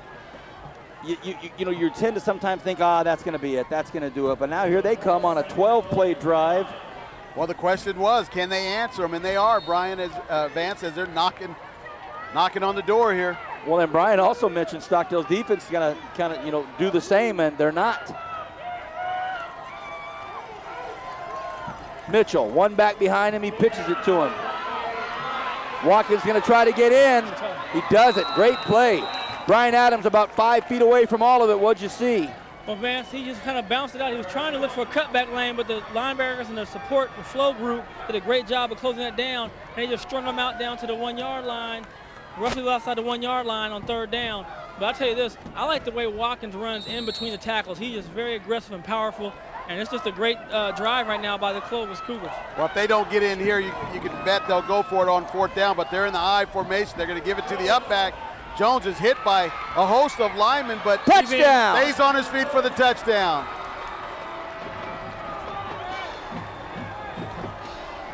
Well, they're getting some great push from the offensive line here, the Cougars, as we take another look at it. Great second effort. Woo! For Jones. That's his second touchdown of the night. Adam Crenshaw, 6'3", 290-pound senior lineman, was at the center of all that. Number 66, if you get a chance to catch his jersey. What a big guy he is. Pretty important extra kick here. It's up, and it is no good. He pushed it off to the right. Kind of had that feeling. Oh, boy. Oh, boy. Well, they've been getting pretty good pressure on the kicker all night. Bravo looked like he had to rush that. Brian Adams grinning at the prescience of Kevin Keys to even hint of the importance of the PAT. That Roy Clark, one of our Kern County officials. Well, right on cue, Kevin. Let me give you the goods on our Kern County officials tonight. The referee is Joe Saldivar, the umpire Roy Clark. Head linesman is Victor Cavazos. The line judge is David Brust. The Oakley-Boakley glasses wearing guy. The Jokley glasses. The back judge is Norm Fox, and in the box is Colin Mark. David Brust having a quick chat with all of us this evening, and Kevin Keys giving commentary on his hydroquadroponic glasses that he had on. Looked like he was going to be skiing down the K2 mountains in Mammoth with those, and hey, if that helps him see better, all the more power. Look at this, 21-20. Hey, shout out to the head Kern County official, Alex Edelor, doing a fine job with his crew. Give them a call, get on the web, sign up, get involved, help out our Kern County Officials Association. What a football game. In the thick of the third quarter, 20-21, and the 20 just kicked off to the 21. Stockdale up by a point. Prince brought down about the 19-yard line. This football game has pretty much given us everything to talk about. We've had topics to cover on all fronts tonight. At the line of scrimmage, in the backfields, the defensive backfield, special teams. We've had a trick plays, everything. We've had a recipe to choose from tonight, or a menu, I should say. Well, the one thing that was uncharacteristic about the Mustangs in the first half, Vance, is they threw the ball over 10 times, and that's it's unlike a Mike Snow wing T team.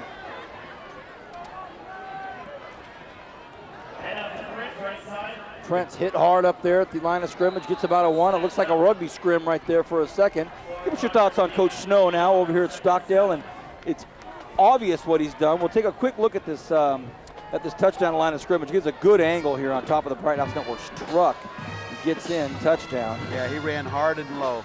Good pad level. After this play, Kevin, I'd like to hear your thoughts on Coach Snow. It was a good shot of him right there, and no doubt he has the football vibrations here. 2nd and 7. Venegas has a man. Oh boy, that thing floated out there and could have been picked off, was not. Well, he had Henderson open early, kind of missed him early, but look at Osai at about midfield right there. Nobody was guarding him. Mike Snow is a guy he's been everywhere. Porterville, Dinuba, Exeter, North, Frontier. Finally lands a high-profile job like Stockdale High School, and a guy like that, you know, you got to think that he can make a difference. He's got a lot of support here. Not that he didn't have it at those other schools, he did, but he's coming into a winning program. As that ball's almost intercepted. Oh boy! It must have bounced off the ground. Our vision was blocked on this up here. Let's take a look at it here on the replay. I didn't see it hit the ground, but it must have just bounced right straight back up. Oh yeah, it was slipped right out of his hands. But, and it's probably a good thing because they had a defender jumping in. But back to Mike Snow, Vance. He's a guy that deserves a program like this. When you have quality programs in just about every other sport, their baseball team just won a CIF Division I championship, ranked number 2 in the state. Pretty good school to be at. Well, he's not real happy right now as they're getting ready to punt, and Kyle Desimone was not on the field, so he's probably going to hear for it. What a booming punt that is. Going to be fair caught out there. Nice job by Deshaun Johnson. I think Coach Snow's going to have a word with either his coaches or Kyle Desimone in person and say, young man, we're punting. Why aren't you not on the field? About a 60-yard punt there in the air. Nice boot. Not a bad leg. Hello, Greg Showers. If you're listening or watching, if you mentioned this baseball team, Coach Greg Showers and I were kind of going back and forth a little bit on the phone and the computer during the late spring when they were making that Valley Championship run. And there's a good look at one of my favorite things. Got to coach and teach on the sideline. That's something that good coaches do. We have a player that's being taken off the field, and Brian, I don't know if you've got a better angle from us. Is that the quarterback? Is that Trey Mitchell? Trey Mitchell has been taken off the field, carried off the field. I didn't see how he got injured, but that's going to bring on Josh Garrett, who's another junior quarterback. He's 5'11", 165 pounds. Got a chance to see both of them in the pregame, and this young man looked impressive throwing the ball in pregame. So here he is. He's going to run the option on the first play. He's going to keep it on the right side. Going to be stopped for a loss. Good job by the Mustang defense. Wow. So it appears that Trey Mitchell went off with cramps, and he immediately laid down on his back and tried to get the old stretch going with his legs. And as we see Garrett try to make something happen, a nice closeout out there by Osai. Osai's got to learn to keep his head up on those tackles. He went into that dying cross. Unfortunately, that's how you see a lot of young players injured. A few young players are watching that up there. You got to have your face mask up, bow your neck on those tackles. 2nd and 7. Garrett still at quarterback. He sends Lawrence Regaldo in motion. Regaldo's going to have it, and he is brought down. What a great job by Silva. Oh. Nice open field tackle by that young man. He had some room out there and wide open field, but let's watch Silva here with an open field tackle. Great straight arm there, but great job by Silva to tackle for the loss. He just grabbed that jersey and hung on, Kevin. Grab some cloth. That's what they teach it. That's a big play. That brings up a 3rd and 10. The starting quarterback, Trey Mitchell, is out. Not have an official word on that, but he is not in, and all of a sudden it's Josh Garrett, another junior, at the helm. He's got time, wants to throw it up, wants to put it up, and it is intercepted. The receiver stopped running on that play. He kind of gave up on the route. Had he kept running, he might have had a chance to catch that ball. So Brian Mahoney comes down with it after Deshaun Johnson, who stops running. Credit Mahoney with good coverage on the play, but the receiver gave up on it. Not a bad play call. It's picked off, but you would have had to punt it anyway. So here's another look at it, Kevin. Yes, you can see Garrett go back about a nice little rollout pass and plants his foot and throws it, but the receiver stopped. And Mahoney did a great job not giving up on it to make the interception. Great job by Mahoney. Beautiful job. Yeah, here comes Stockdale. But guys, the only thing good about that is like a punt. It was 3rd down anyway, so it's thrown so far deep. And I never say it's a good interception. That's about the best interception you can ask for right there. Sure. 2nd and about 9. This 3rd quarter has kind of just been swimming by nicely. Under 5 minutes here and a few clicks of the clock. Venegas wants to throw, has a man out there, and it's caught out there by Ryan Barnett. Flag on the play.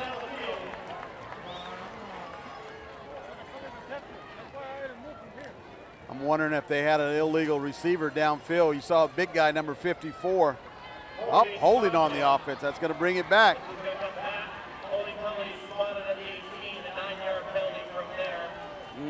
We didn't. Hard to make the call on us up here from our angle. So that play didn't go long enough to get a hold on it. I'm sure Snow's going to be yelling at a few linemen. Coach Sasso's going to be yelling at his linemen on that. 2nd and 20 on the play. Well, it should be 2nd and 25. 2nd and a long, long ways either way. 4:44 at the snap, and now another flag as the ball is batted down. Brian Adams, tomorrow there is a whale of a football game taking place in Southern California. Your thoughts about the Fresno State Bulldogs and the UCLA Bruins? Well, fans, I have to say this is a big 4 weeks later. But I think the one thing that the Bruins have to figure out is how to get to move the ball, keep the defense on the sideline, give them some rest, and let the defense kind of give them opportunity to win games, because against Arizona, they kept it all the way to the fourth quarter, but then defense got worn out and Arizona put the route on. And Fresno State left nothing more than to blow them out. Wow. Up the middle, Silva gets thrown down. Brian, you going down to the game tomorrow, or is that private information? No, I sure will be down there. I'll see some of my ex-teammates and other alumni, and one thing that Donahue has, not Donahue, but Newhouse has brought in is bringing us all back and having us part of the program. Beautiful. And we're not going to back off on our guys, and we're going to have faith, and we know this shit's going to get turned around real soon. Are you going to get a chance to maybe see Ryan Matthews in warm-ups? If I go on the field, I don't have decided yet if I'm going to go down or not on the field, because I'm going with some family and friends. But I look forward to seeing Ryan play. Don't want to see him have a big game, but want to see him play. And here's a good-looking play that didn't fool anybody as they fake the belly here. Give it to Spencer on the little buck sweep, but Clovis did a great job of staying at home to bring up 4th and long and a punting situation for the Mustangs. They've got to punt to a dangerous return man, Deshaun Jackson, who's had a pretty good night running the ball. Silva, here's the punt. Oh, almost got blocked. Johnson's just going to stay away from it, and it bounces backwards. You've got to be kidding me. On the wedge. And that's going to net about 4 yards on the punt. Oh, my goodness. It was almost blocked, and it was. Well, credit that defensive lineman of the Cougars to get in there to almost block it and rush Silva. You could tell Silva just kind of panicked. If we could take a look at it, guys, on the replay. So now it's 1st and 10 from the 14-yard line, and he had to punt it up. He saw the defender coming at it, so he rushed it up and got it up at least. But look at that bounce. Just straight back like a PGA player getting some spin. Watkins, a hard run. Look at this young player. And he gets up to about the 3-yard line. So Watkins is smelling the end zone there. Shane Watkins, number 25'9", just 150 pounds, and he looked like a 200-pound running back here as he keeps his feet moving, keep driving, fighting for extra yards. Wow, Brian, is this the young runner you were talking about, Watkins? Exactly it, and it's the way he runs with so much determination. You look at him, he's not that big of a kid, but he just runs with so much heart. And as they say, Kevin, it's not the size of the dog, but the size of the fight in the dog. That's right. And there's Watkins again, Brian, and he got down to the 1-inch line. And Mitchell's back on the field, too, so that's a big boost for the Cougars. Sure, right on. It's perfect timing for the Cougars, but as we see, here comes Corey Childs in. And Childs is going to come right back in at the nose guard. Got a nice lead block by his fullback, Ryan Jones.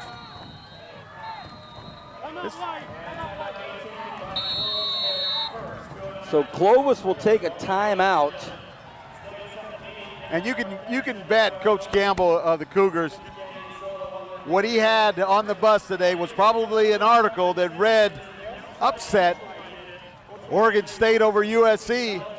These guys beat the Drillers. They beat the defending champions last week.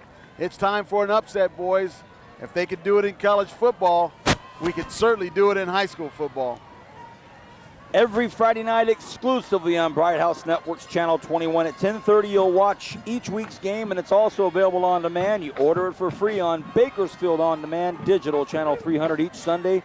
Again, we'd like to thank Premier Equipment Rentals for the pregame show and these great scissor lifts that our cameramans Kevin and Steve are on tonight. Bakersfield College for the instant replay, and the Barber Honda Player of the Game. Kevin will give that award out at the end of the game.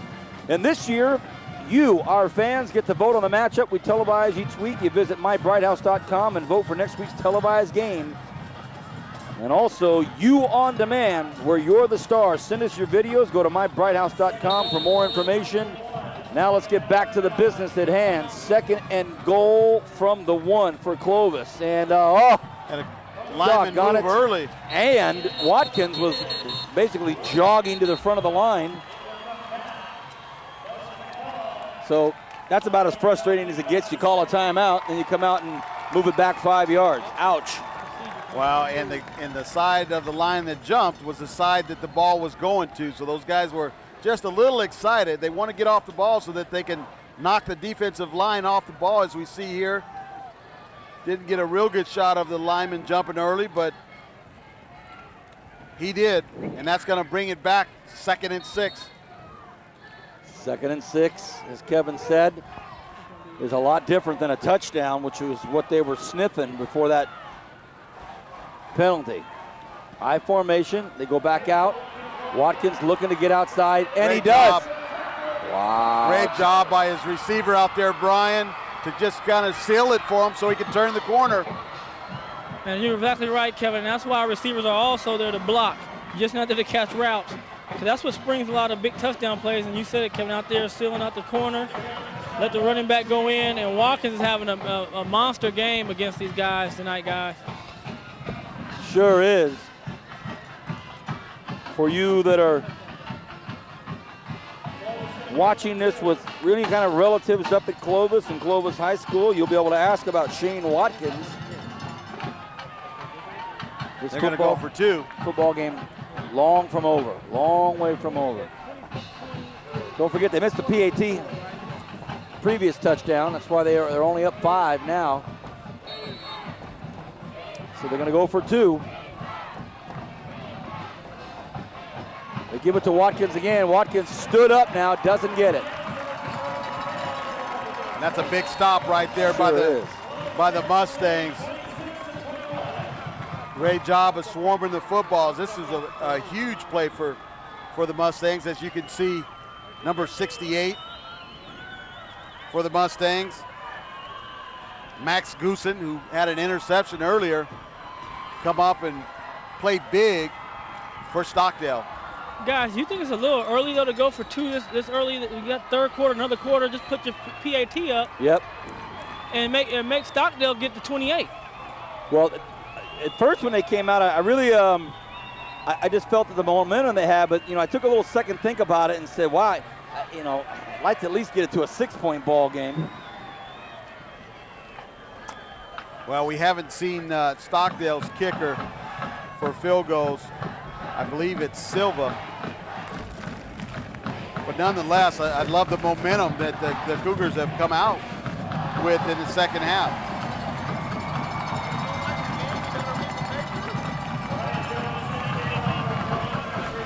(26-21). That team, Clovis, leads by 5. They've missed a PAT kick and a PAT 2-point conversion. So 4 touchdowns, but 2 missed point afters. So kind of the reason of that funky score, 26-21. And now they'll kick off to Stockdale, who, after the 1st and 10 80-yard jaunt from this gentleman, Prince, now looking to get something else happening. Still on his feet. Flag on the play. It was a Pretty clean first half. Not a lot of penalties, but we've had a bunch here in this third quarter. He gets the ball up to the 33-yard line. Kevin, nice return. Well, he was just one play away from breaking that thing for a really long return as we see a flag on the play. Looks like it might go against the Mustangs, and it does. There's holding, but if we can take a look at this return here, Spencer Prince does a good job of just running this thing right up the middle, avoids the first tackle there. Just one player away right there from breaking that up for a long run. Well, David Dolinar in there to try to make one last block to free him, and they actually bumped into each other. But all for naught, moot point, holding on the play on the return. So it's 1st and 10 Stockdale. They'll have it at the 21. Venegas looks to his right, throws it out. Nice pass. And it's complete out there to a name we haven't seen tonight that much, Chris Bowie. Bowie's a good-looking receiver. They got him listed about 6'3" in the program.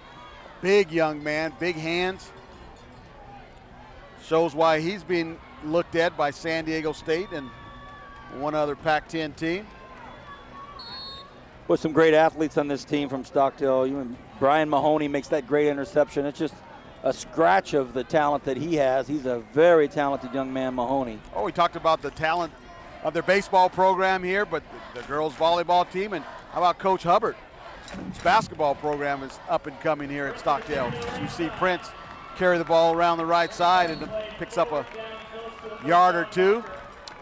You're right about that, Coach T. Hub. Looking forward to seeing his players this year in basketball. So what a great high school here in Bakersfield, Stockdale High, and right now they are in the mix of it, down 5 against Clovis. You know, and they got Jordan Burris on the basketball team, and he's being looked at as one of the top sophomore high school players. He can light it up. After this summer, he played with Team Chandler. Great shooter, huh? Great everything. Burris, pretty good stock, though. His Pop and I played together at Cal State, and very close friends of Brian's and yourselves. And Ray told me one time, he goes, B, he's way better than me. And Mom was a volleyball player at Cal State, too. Oh, boy, off the shoulder pads out of Bowie out there again, and that thing hung out there about 1 second too long for the likes of Coach Snow. Well, there's some pretty good bloodline down on the field for Stockdale tonight as we take a look at that rifle thrown out to Bowie. Number 45 for Stockdale is Isaiah Turner, the son of Phil Turner, outstanding West High Viking, Bakersfield Renegade. As we see Malik Henderson take the loss, tackle in the backfield for a loss there. Maybe should have turned that ball up a little sooner. You got to take what the defense gives you here as we see Clovis do a good job of stringing them out. But as a wing T runner, you've got to cut that ball. The cutting, they actually had a cutback lane right over the A gap that might have went for a big gain there. I'm sure Coach Snow will talk about that in films on Monday. Danny Bravo with a nice tackle. Open field. Maybe the last play of the third quarter. 3rd and 9 for Stockdale. Venegas runs to his right. Lobs it out there. Oh, almost a great interception. It Great will not be play. the last play. Look at this, Kevin. Nice effort by the Clovis outside linebacker to go up and knock this ball down, but almost had the interception. Nice play by Matt Durbin. Saw the coaching staff and the players from Clovis jump up for a second. They thought they had a big pick, and now Stockdale's going to have to punt. Silva's got to get a better punt off this time than he did on the last one. Perfect snap, and he does. Deshaun Johnson's going to take it at the 35-yard line. Nice coverage down there, and a nice tackle by Corey Dillard, so it'll be 1st and 10 for the Clovis Cougars. Once again, if you missed one of our Friday night telecasts, you can catch it on Bakersfield On Demand, channel 300, anytime, 24/7 at your convenience. And check out all the exclusive local programming on Bakersfield On Demand, including You On Demand, where you're the star. Send us your videos. Go to mybrighthouse.com for more info. I'm still waiting for that video that you turn in of you and Jeff Adams doing some air guitar. 1st and 10 Mitchell on a keeper, and he's in trouble. Big trouble. And Kevin, you were talking about bloodlines earlier. On Corey that Dillard. punt coverage, Corey Dillard. Corey Dillard. That's the BHS Hall of Famer, Marshall Dillard, his Absolutely. father. Big-time high school player and also a Stanford grad. I saw Marshall pulling in tonight. Cool, calm, and collected, as always. They don't come any finer than him. Marshall Dillard, just a gentleman and a scholar. All right, we've got bloodlines and some killer football taking place right now on the field. 26-21, Stockdale down by 5 at the end of 3. What a football game. Don't miss the fourth quarter on Bright House Network. College football lives here, and because every game counts, you need the ESPN Game Plan pay-per-view package with key matchups and rivalries from major conferences. You'll get up to 12 out-of-market games every Saturday. Call your pay-per-view provider today for this special weekly offer, and you'll be all set for a great weekend of college football with ESPN Game Plan. ESPN Game Plan gives college football fans the games they want throughout the season, including games outside their local viewing area. Get rid of your old gas guzzler and buy used at the Barber Honda's Used Car Super Center. With over 200 cars, you'll get superstar treatment and state-of-the-art service at the new Barber Honda Service Center. It's the absolute best in Kern County. Find a pre-owned, fuel-efficient car that's just right for you. And Barber Honda has the largest selection of certified pre-owned Hondas. Don't wait until gas is over $6 a gallon. Start saving gas and money now at the Barber Honda Used Car Super Center, 4625 Weibel Road at the entrance to the Bakersfield Auto Mall.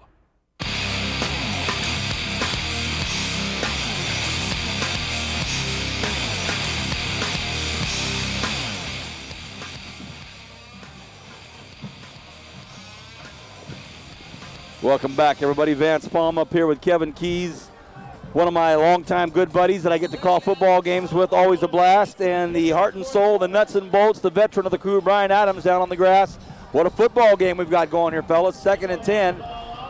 Handoff up the middle, but this time it is Ryan Jones, and he is smacked around out there by Dwayne Seaton. Dwayne Seaton, 5'11", 190-pound linebacker, plays a lot bigger than he is. Meets Jones at the line of scrimmage for just a short game. You talk about bloodlines out there, Brian. Wesley Nichols, son of Mark Nichols, former NFL wide receiver for the Detroit Lions. Yeah, Stockdale, they seem to get those guys over there, don't they? I think we could do a bloodline section every game. Doesn't that sound good? Let's do it. Let's throw it in. Mitchell has a ton of time. Rifles one out there. Oh. And that could have just as easily been picked off as it could have been caught. Corey Dillard. The aforementioned Dillard family, well represented on that play. It's coming right in your living room here. Take a look at Mitchell as he rolls out to his left, throws that ball into coverage. Ill-advised, but as we mentioned earlier, a strong arm by that young man. But that's going to bring on the punt team. That was a quick series for Clovis. And 3 and out. Just what the doctor ordered. If you're Stockdale, you've got a whole quarter here. Uh-oh, will they get the snap off? They do not. A lot of confusion tonight on these special teams of who's supposed to be in and who's supposed to be out. A vertical spiral.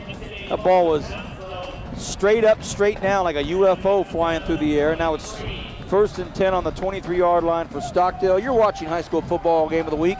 It's week 3. We're at Stockdale High School where they are hosting Clovis. And Stockdale, off of a big win last week over BHS, is now down 5 as we start the fourth quarter.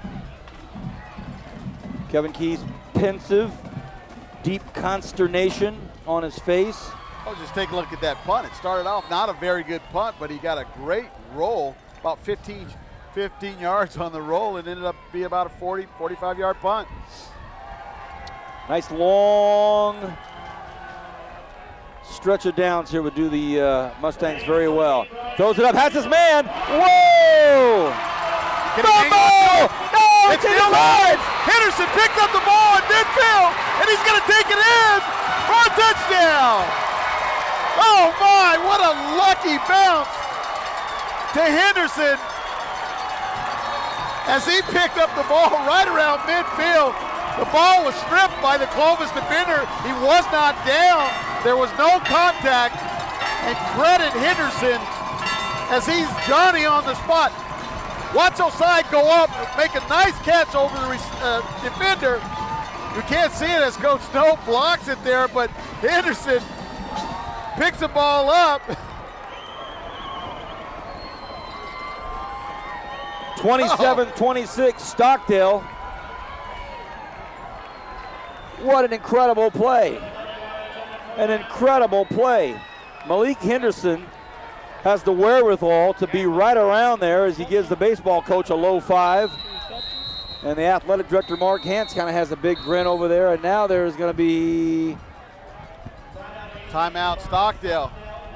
Let's see if we got another angle at this. Well, sorry, Bernie.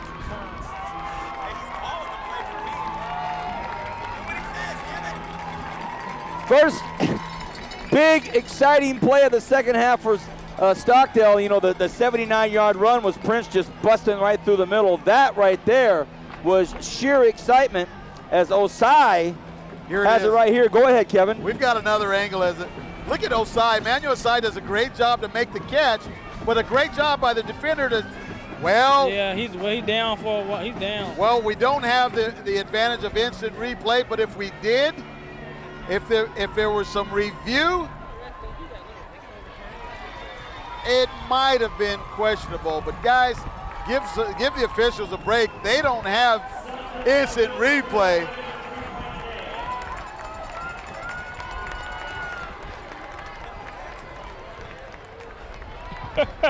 and our producer Bernie Johnson loves officials, but he's saying, you know, that ball was down, guys, and I'm not so sure he's wrong. Now Stockdale. Oh, wide open over the middle. Beautiful play. And a great ball fake by Venegas, who fakes the toss sweep and has his man, Ryan Barnett, wide open for the extra point. Well, see, that's exactly what Clovis going for, that missing that two-point conversion did. It allows Stockton to go for two-point conversion and be up 3 points, so a field goal only ties them. As you kick the PAT, then they can't do that. And so Brian Adams doing the math down on the field as we take another look at this two-point conversion. Nice ball fake by Venegas as Barnett. Pretty good shield by the official there as he catches the ball for the extra point. Ryan Barnett, wide receiver, just a junior. So an incredible turn of events here as all the momentum in this late third quarter, early fourth quarter seem to be going with Clovis. And here's the play again. Osai comes up, and we'll see in there Josh Garrett goes to rip the ball out. Is Osai down? The ball is already, I don't know. Loose right there. The ball is loose. The ball is loose. That's a great call by the official there. Or a great no call. And then. Or a great no call. And then this young man, that's a hustle play right there. That's because he was hustling. He was in a position. Good things happen when you hustle. It's all about positioning, and here comes the kickoff. It's going to be about a 7-iron right down to the right side of the football field. Here comes Clovis. And it'll be first and 10 about the 24-yard line. So now Stockdale is rejuvenated, fired back up with 10.5 left in this football game. What a football game. Stockdale up 3. Watch Ryan Rudy go down on this kickoff. Come in there, stick his nose in there. Had a lot of help from his friends. Daniel Moore getting in on the action. Nice job by the special teams play in Stockdale. First and 10, Clovis. Mitchell drops back, has all the time he wants. Throws one across the middle. Clovis wants a flag, won't get it. It was intended out there by Deshaun Johnson, and as we know, Mitchell can. Watch this play by J.D. Reed as he comes up from his defensive back position to knock this ball down. This is a good-looking pass. Had a man open. Great job by J.D. Brian, if your quarterback is cramping up, Mitchell's going off the field now. He's just cramping up on again. Wow, he's just basically stiff-legging it all the way off.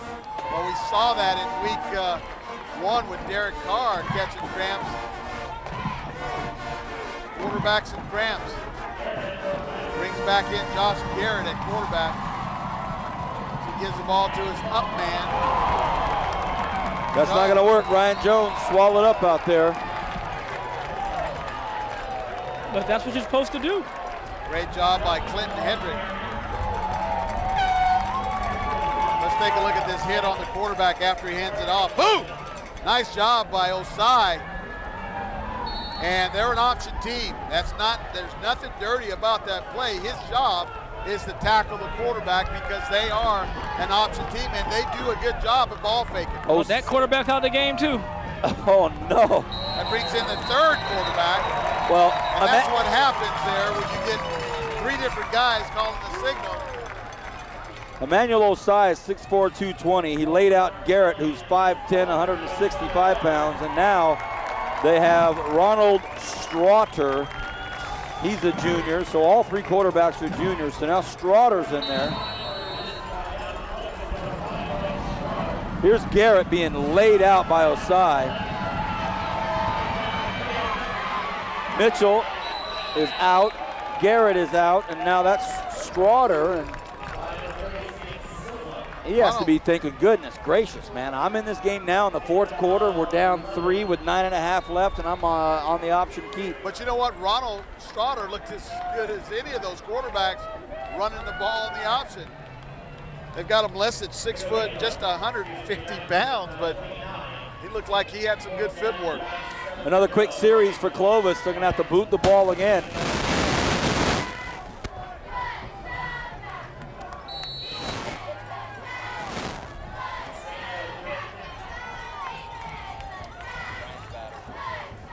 Low snap.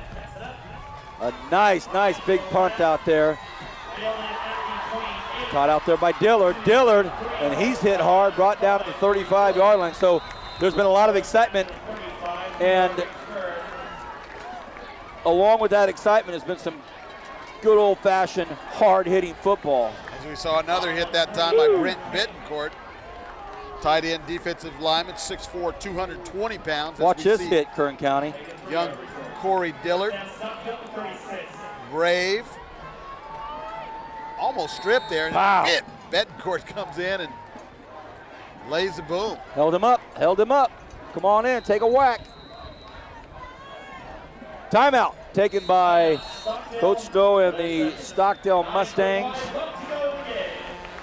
9:25 left. Don't forget, you vote where we go next week, and I can get a sense of where the voting is going to be, Kevin.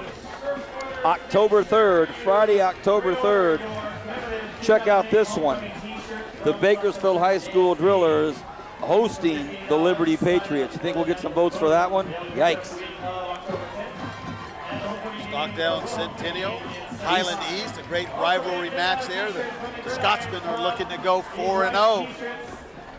How about Garces tomorrow night, the Holy Bowl? Garces Rams, San Joaquin Memorial. I'm going to that game. I'm going to watch a couple of players that I've had some involvement with in the Garces basketball ranks. I'm also going to see my first sighting of the General. The General. We had his older brother, the Lumberjack Campbell, and now we have the General Grant Campbell. Sophomore phenom, one of your baseball player kids in the city, young Grant Campbell. Blazing speed, he'll be playing cornerback, the General Grant Campbell. Got to see the General's cousin last week, young Blake, playing quarterback for the JV team at Liberty. Looked pretty good. What a great story that is. The Lumberjack going against Big Campus, and then you get the General going against Blake. But now we have an officials timeout, a player down on the field, 9:09 left. And they can't afford to lose this player. That's number 41 is Brent Bittencourt, one of their leaders on offense and defense as he goes off the field. Good looking player. Wow, what a great football game. One high school football game of the week. Mustangs up 3. Need to keep picking up some first downs here as we see Bowie coming back into the ball game to give Venegas his information, and he'll come out to the right side. 2nd and 3.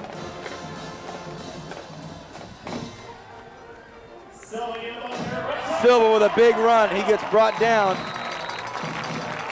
by Garrett. So Garrett, the quarterback, is back in the game as a DB. And he hits Silva to bring him down, but not until Silva picks up a big first down. Yeah, nice little belly play here. The Mustangs are doing a great job of burning off a lot of time on the clock before they run the ball. The clock's going to stop momentarily as they move the chains, but it's starting again, and as you see, they're taking their time.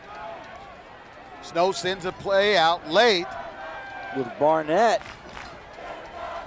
They're taking their time. They're going to take it all the way down. Absolutely. They're going to give it again to Henderson as he cuts back. Nice little cutback.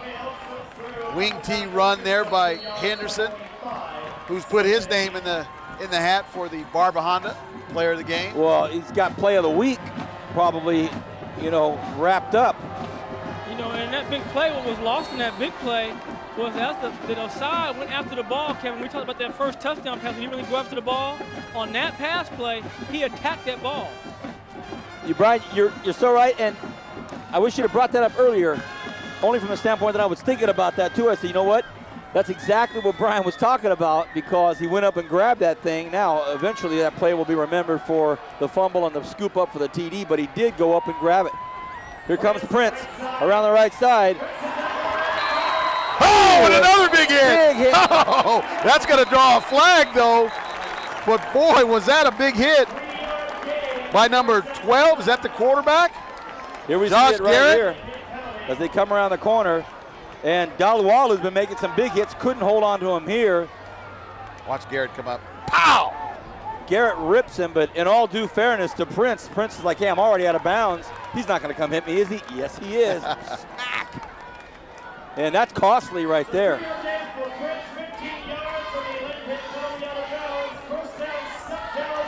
So Prince has been a huge factor for the Mustangs tonight. As you take another look here. Good little stiff arm. Great job of running the tightrope, and then the late hit. It's a big hit, but it's a costly one.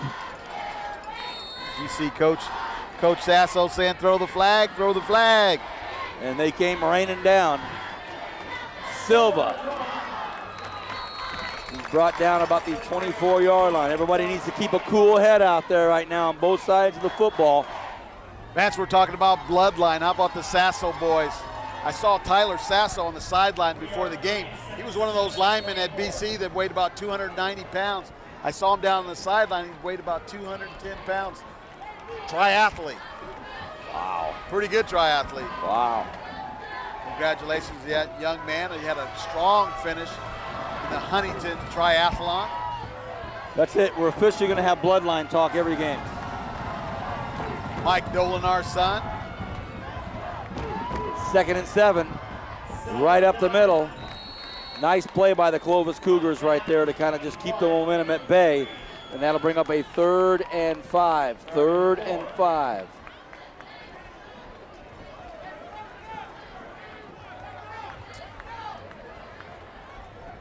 Ooh, lot going on in that football field, Brian. Yeah, it is. This is a big 3rd down right here. If they can get a first down, they can drive it in and try to put one more touchdown on here and put the game away. And then we don't know what kind of field goal kicker Stockdale has if they don't get it. So it'll be interesting to think. What do you think, Kevin? If they don't get it, they're gonna go for it on 4th down and kick the field goal. Well, you got to put some points on the board. Prince, right fumble! Prince does a great job of picking it up, but it's not going to do it. Oh boy, they try to go around the corner and hand it off on a timing play. You've got to go for the field goal here. You've got to go for the field goal. I don't see any movement here. If you don't have a guy that can kick it, though, what do you do?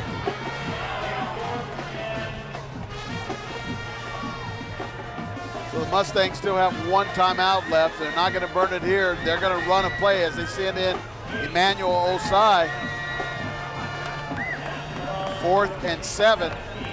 Well, first and foremost, they're probably going to try to get him to jump off. No hearts count. Venegas looking for time. Venegas has a man. Oh! It is incomplete. And there's a flag on the play. They're going to call an illegal lineman downfield. You take a look at 71. Yeah, it's a pretty obvious call. Dwayne Seaton thought that his quarterback was going to run the ball. And just so there's no confusion, the entire coaching staff of Clovis decline. Wow. Well, the pump fake there by Venegas threw Seaton off, but it looked like he had a receiver open with that pump fake. But that's what you get when you don't have a kicker, and they've left the door wide open with 5 minutes and 5 seconds left for the Cougars to try and tie this thing up or move ahead. What a football game.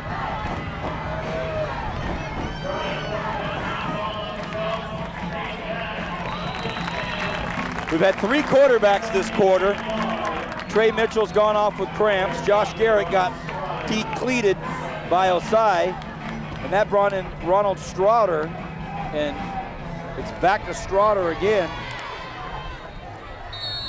So it's been, a worthy story to talk about if you're Clovis. You've got 3 different quarterbacks in the 4th quarter of a tight ball game, and now here comes Strouder. But as Kevin mentioned, he's looked as capable as any of them.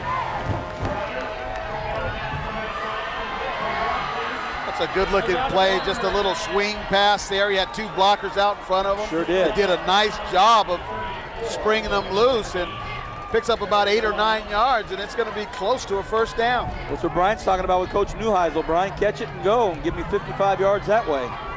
He never cared which way you got it. He just wanted you to get it. Well, great downfield blocking. Brings him to a 3rd and I would long say one. He had 2 maybe. This big play here, everybody. Big play. Here's where they look for their outstanding tailback, and they give it to him, and Watkins gets the first down. You just kind of get that feeling, Brian, that young man is going to get the ball and he's going to pick up a first down. Well, it's eerily similar to what we saw last night if you were watching the Oregon State USC game. A smaller stature guy, and he's kind of hides behind those linemen, and once he picks his spot, he accelerates and picks up those yards very easy. Very patient, fellas. He just waits and looks for his shot, and then he takes it. 1st and 10.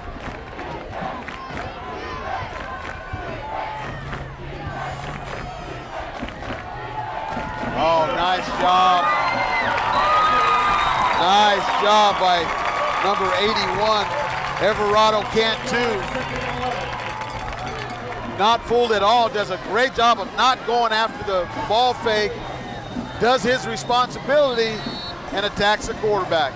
And here comes the quarterback back. Here's Mitchell. But that play took a lot of time. You left a lot of time off the clock running that option play that you haven't had success with all night long. Great point, Brian. 3:25 left in the football game. Clovis trails by 3. Next couple of plays here could tell everything. Mitchell throws one up. Does he overthrow his man? By 9-10 yards he does. So they took a stab at it. But now it's 3rd and 11. Wow. Take a look at the strong arm of this young man. Mitchell is just a junior. Drops back.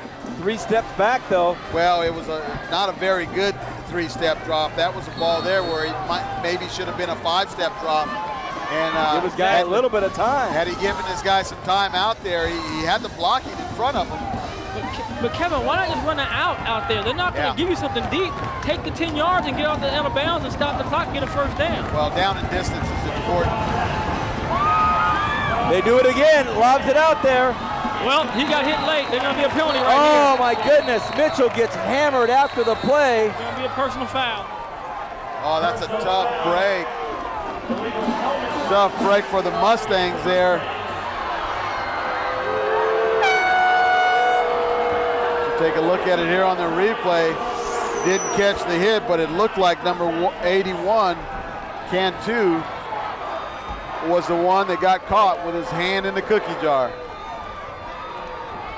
So with 3 minutes left,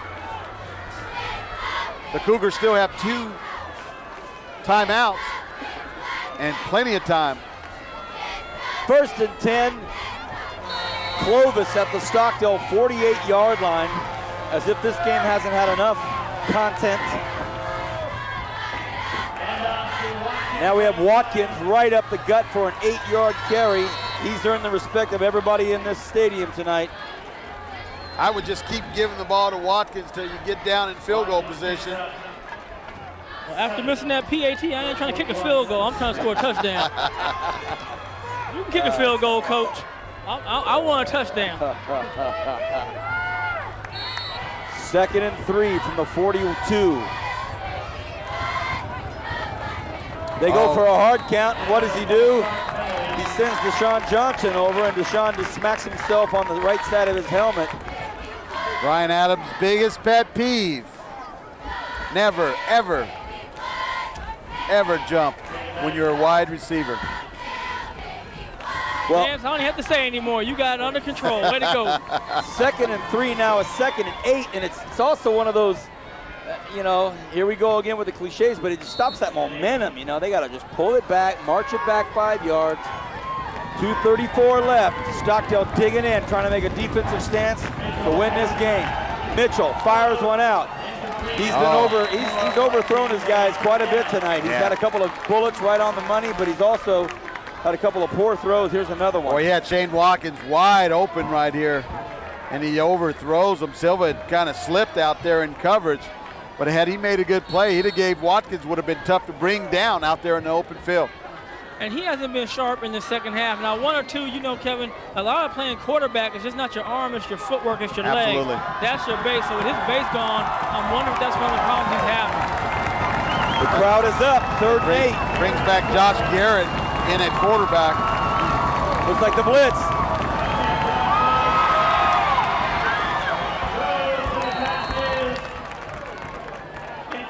Fourth down and 8.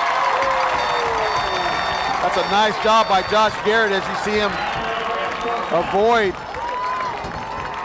the tackle for a loss there. Well, Seaton was on his trail. Yeah, Seaton.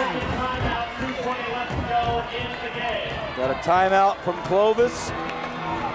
And with 2:20 left in this excellent football game, gives us a reminder that you vote where we go. One of the big games next week. We can already feel the buzz is Liberty at Bakersfield. Credit Dwayne Seaton for a great job of pressuring Josh Garrett, the quarterback, on that play. Yeah. Well, he's been putting pressure on the quarterback all night long. And Kevin, you haven't coached at high school level, and I know one thing that when people hear me talk, I talk from a little bit of a higher level. We work on 2-minute drills throughout the week. I know in high school you don't have the time to do that, but one thing that I've seen consistent in some of the stuff, Vance, when we've done these games, is that they don't use the sideline to their advantage. They run really complicated routes, trying to run 2-man routes, getting somebody deep in wheels, and you don't have to be that intricate. Just get real simple. Get 2 receivers out there, not going to do things deep. Drive them off and run out, catch the ball, get out of bounds. And listen to this crowd here at Stockdale High School. 4th and 8. Mitchell throws one out and completely overthrows his man. They've had some bad play calling on this series. Shane Watkins looks back at his quarterback and just said, why? What was that? You can't call a pass play behind the first down marker on 4th and 8. I mean, that should have been a 3rd down play if they were going to go for it on 4th. You're absolutely right, Brian. They tried to win the game earlier with a couple of long bombs, and then they had the helmet-to-helmet call that saved the series, and the drive was kept alive with that call, but now it's 2 minutes and 16 seconds, and if Stockdale can, as Kevin says, down in possessions and work this thing correctly, should be over. It's been crazy. Well, you got to give Clovis credit the way they fought their way and hung into this ball game. They're 0-3, and if the Mustangs hang on here, they're going to be 0-4. But I would argue that they're probably the best 0-4 team in the Valley. And I've never seen a good 0-4 team, man. I'm gonna keep it real. When you're 0-4, you're 0-4 for a reason. You're 0-4 because you play Bellarmine Prep, who's ranked one of the top teams, number 6 in the state. Brian, they lose to Bullard, who just beat another top 10 team, Clovis East. Come on now. Give them some credit. You still 0-4. I can't sit there and say you say it's the best 1-3 team in the nation because they lost to BYU and it's a good team.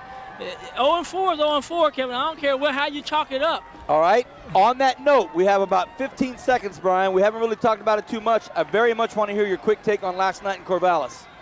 I think that when you're trying to get an upset, or the Beavers took it to them early, and I think USC went in a little down. I think they went through the motions, and that happens sometimes. I mean, one thing when you're a top-ranked team, it's hard to be up every week. And I think we see that tonight, Brian. I think we see it tonight. And I think exactly it, because I think Stockdale had an opportunity to blow us out, and they made some mistakes, and the team got confident. All right, 2nd and 6, right at midfield. 2:10 left in the football game. It's not over. Well, you're going to see the Cougars stripping for the ball here. They're tackling the ball. Let's see. Great job by Silva. It's going to be Silva left, Silva right. He's close to a first down the way they're spotting this ball. Somebody lost a cleat. I'll tell you guys, this Barber Honda car is pretty nice. I gotta ask Sam which one am I in. Oh man, the Barber Honda player of the game, and we have a few things to discuss here. Haven't had time to. Brian Adams checking out the nice Barber Honda brought to us by, of course, the erstwhile and consistent sales manager Sam. There's Sam. Sam is a sports junkie. He loves his sports. Up the middle. And First down, Silva. There's that belly play again. And Silva just chewing up yards. Might do it, Kevin. Well, no timeouts for the Cougars.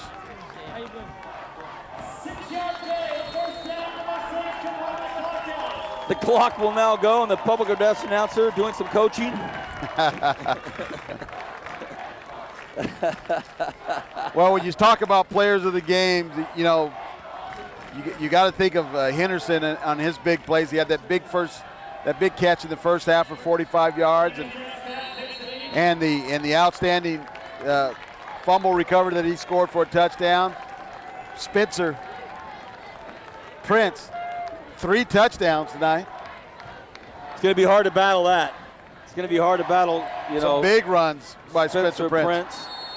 Brian Adams, your thoughts on Barber Honda player of the game? Well, I think, Kevin, you hit it right on the head. There were a lot of good plays, a lot of good players. Very good, well-played game. But I'm going to have to agree with Nico on this one. I'm going to go with Spencer Prince. I think his 3 touchdowns and that big touchdown to start to get the tone set, to start the second half, sealed it for me. Well, it's already a unanimous choice, so we'll know that our director, Bernie Johnson, is going to go in. Spencer Prince, Barber Honda player of the game. On behalf of Kevin Keys and Brian Adams, on Vance Palm, when we come back, it'll be Kevin Keys handing the Barber Honda player of the game to Spencer Prince. The Stockdale Mustangs hang on for a big win, 3-0. We'll see Kevin down on the field with Spencer Prince. Stockdale wins big.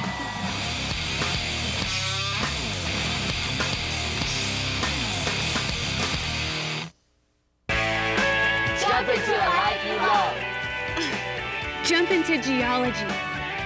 Jump into culinary arts. Jump into a life you love. Jump into a life you love. Jump into music. With an amazing low cost per credit Jump into a life you love. and financial aid, Jump into acting. Bakersfield College is more affordable than ever. Jump into a life you love. Jump into college. Your life's waiting, so jump. Bright House Networks is Kern County's local sports leader. Only on Bright House Networks Bakersfield. You'll see Bakersfield Condors ECHL professional hockey, Bakersfield Jam NBA D-League basketball, Cal State Bakersfield NC2A Division I basketball. 3 chances to watch it live on Channel 21 as it happens. Replay the next night or anytime on Bakersfield On Demand. Digital Channel 300. Get rid of your old gas guzzler and buy used at the Barber Honda's Used Car Super Center. With over 200 cars, you'll get superstar treatment and state-of-the-art service at the new Barber Honda Service Center. It's the absolute best in Kern County. Find a pre-owned, fuel-efficient car that's just right for you. And Barber Honda has the largest selection of certified pre-owned Hondas. Don't wait until gas is over $6 a gallon. Start saving gas and money now at the Barber Honda Used Car Super Center, 4625 Weidel Road at the entrance to the Bakersfield Auto Mall.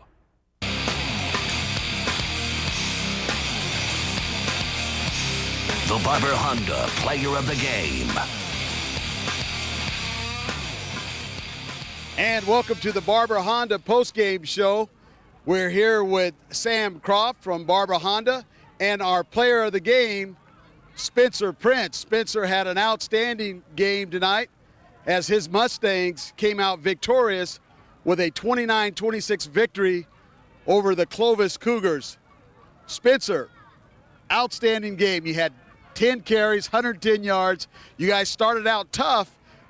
As we take a look at this outstanding run, one of 3 of your touchdowns on the night, talk about what Coach Snow said to you guys at halftime to make you come out with such fire. He just told us that we made a lot of mental mistakes the first half, and we had to pick it up or we would get beat by this team. Do you think that you guys overlooked this team after a victory against BHS? Well, we did come out a little confident, but we just picked it up in the second half, and we came out with the victory. You saw what happened to those Trojans last night. Did any of those thoughts cross your mind? No, but we just came out and won. Sam, your thoughts on this young man's effort tonight and how he represents Stockdale and Barber Honda? Yeah, I heard about him, and it was fun to watch. I really thought when they started off that they put them right up on the wall when they first started. I thought it was going to be a blowout, and the team really hung in there and stayed with you and made you earn it. But you played a great game, and I was impressed. It was good. So Spencer Prince, our Barber Honda player of the game, the Mustangs untamed, unbroken, and undefeated as they go 3-0 on the season. Spencer, any final thoughts? No, just we got to continue to work hard and keep pushing when league starts next week. So Sam, if you'll do the honors and present this young man. Here's on behalf of Bright House Networks and Barber Honda, I'd like to present you Player of the Game awards, some things from both of us. Thank you. And congratulations on a great game. Very nice. Spencer, congratulations, and good luck on the rest of the season. Thank you. For Brian Adams, Bernie, and our crew, Vance Palm, I'm Kevin Keys. We'll see you next week.